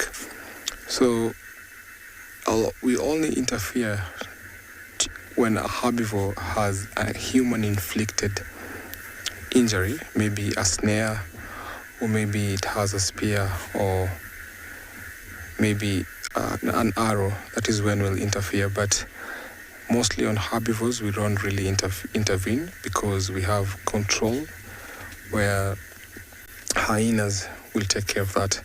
But for cats, we don't have as many cats, so we'll always try and intervene. I've had numerous times where I've called the rangers because a lion has been gored or injured by a buffalo, so we'll always call for that.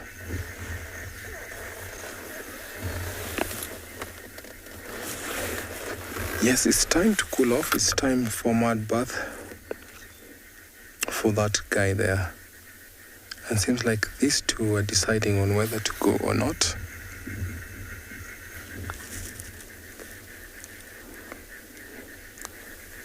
As I wait for this buffalo to get into his sauna, let me take you over to another live location.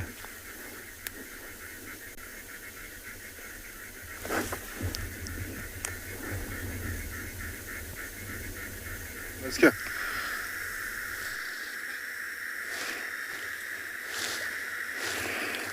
All right, here we are.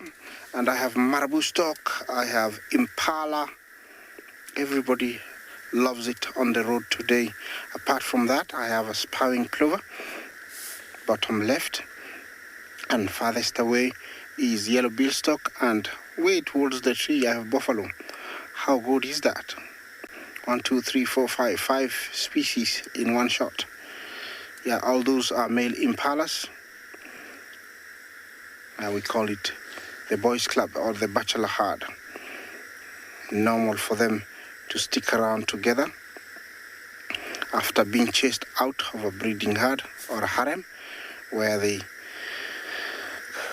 actually eat up, spar, get back to shape, and then eventually go challenge whoever's got the females. Also here, I do have, what else do I have? Yes, I have a fish, a head of a fish. It looks like somebody had eaten it, definitely. Yes, I think this is catfish. They have those long whiskers. You'll see them to the left there. This is a very big catfish. And definitely the culprit here would be those two fish eagles we saw about 25, 30 minutes ago. Definitely, I would say they are the culprits. It's rather a very big catfish, and I'm very tempted to go and examine it more, to know if we have time. But also close to them, there is a striated heron. This is a heron that is rarely seen, and it crouches and stalks and hunts quietly in shallow waters for small fishes, frogs, and even insects. Look at how it's walking stealthily, walking really slowly. Look at that, moving one foot next to the other. I don't know if it's seen something. Let's wait and see. Striated heron, rarely seen. It's one of the small herons, and definitely it's hunting. It crouches like that, stalking its prey, and eventually does kill it by catching it very, very at lightning speed. He might look like he's doing nothing, but definitely he can see underwater for up to almost a few centimeters. And if there is a fish swimming towards the surface or a frog, definitely it's a goner. At the moment, they're having lots of fun because all the rains has swept a lot of fish and displaced them in places where they're not supposed to be. So it's very easy for this. Look at that. Do you see how fast he moves? There you go. Don't know if he caught it. Don't think so. Or maybe it caught it. See how it's got a very long tongue. You can see it on the side of the beak. Yeah, striated heron. Yeah, I'm gonna go and see if this fish definitely was eaten by fish. Always interesting to find out.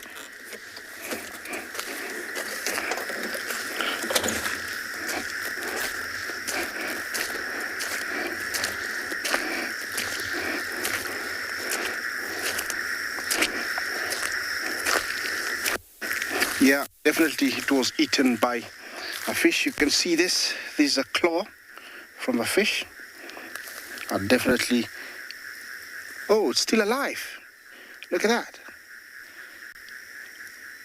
It's still alive and it's half eaten.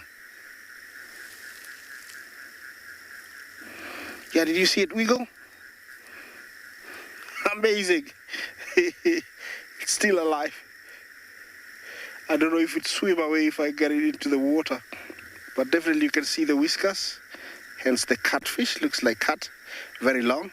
It does help it feel the ground when it's swimming underwater in dirty water. Yeah, definitely it's got a very bad injury. I don't think it will survive, but definitely it's alive. It's been eaten almost halfway.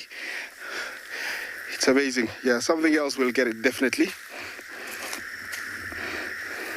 I'm very surprised that it's still alive. Well, that was something for me to understand that in order to see that it was still alive. I'll leave it because somebody else will definitely come and utilize it. They are not very tasty unless you're a very good cook.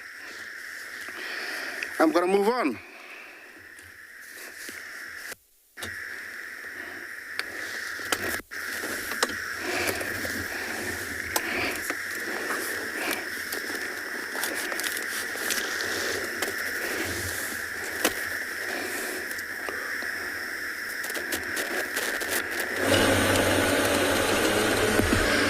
Catfish sounds like it could use my dissection kit. Just put it out of its misery. So Mish and I, we are driving around Buffelshoek at the moment, and things are fairly quiet, but we've been seeing some beautiful trees. I, for one, you know that I really, really love trees. We just want to get up. We're going to get up close to, there's a lovely marula just here. We can have a look at it. Also looks like there's an old knobthorn next to it there. Now, like I said, I really, really enjoy trees, and especially seeing the bush so green, and the way that the green changes is just stunning, absolutely stunning. I know Mish enjoys trees too.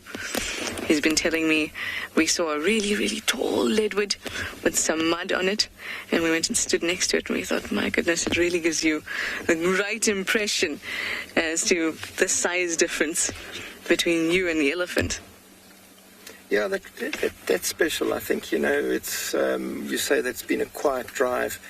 Quiet drive maybe in terms of the higher profile species or the big five, but it's still been dynamic because it's constantly changing. Like you're talking about the marula, I see the marula now, it's got leaves, obviously it's summer and that, but is it an evergreen or? Well, no, so the marulas, you'll see them lose all their leaves. All of them completely, and they look kind of like these dead shells of the bushveld. But before you know it, they are leafy, and of course when those fruit come out, that's just, that is just it. I can't help it but on a game drive just stop every time I see some of those fruit, pick them up for a bit of a snack. Yeah, it would be great if one of the Explorer Club subscribers were here in February, March during the marula season, and they'd be able to get to taste one of these fruits. That would be great. That is something that is actually, that you're speaking about, is something that I think the rest of the world really misses out on. The taste of a marula fruit is extraordinary. 100%. So Mish, we've got a question for you, and that question is, what is your greatest memory of Djuma? Now, I know that you're much like me, and it's very difficult to choose a favorite, a best, a greatest, or whatever, but is there anything you can tell us is your greatest? Who posed the question? At the moment... It was Chris. Was it Chris? I think it was Chris. Okay. Yeah. Anyway, Chris, an interesting question. As Trishala says, you know, it's, to be put on the spot and saying, what is your greatest memory? And I'm going to answer it in two ways. One is obviously from the bush perspective, or the fauna, the animal side of things. I've had many experiences, but I think for me one of the most memorable experiences was during the lockdown period. We've all been living under the shadow of COVID, and we had an amazing opportunity to see just after the birth, the presentation of Ribbon with her two cubs, and we've been able to monitor the cubs' progress over the last 7 months. I think that was one of the major highlights, I would say, of my life. On the other side, and it's about the relationship between Wild Earth and Djuma. Fantastic over 22 years, what Graham and Emily and the entire team, it's been this symbiotic relationship between the two companies, and that is, for me, has been very satisfying. Thank you so much, Mitch. So that question was from Stuck in Bed.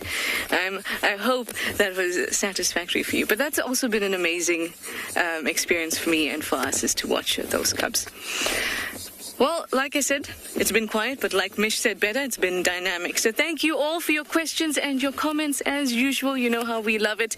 And we'll see you this afternoon. Bye for now.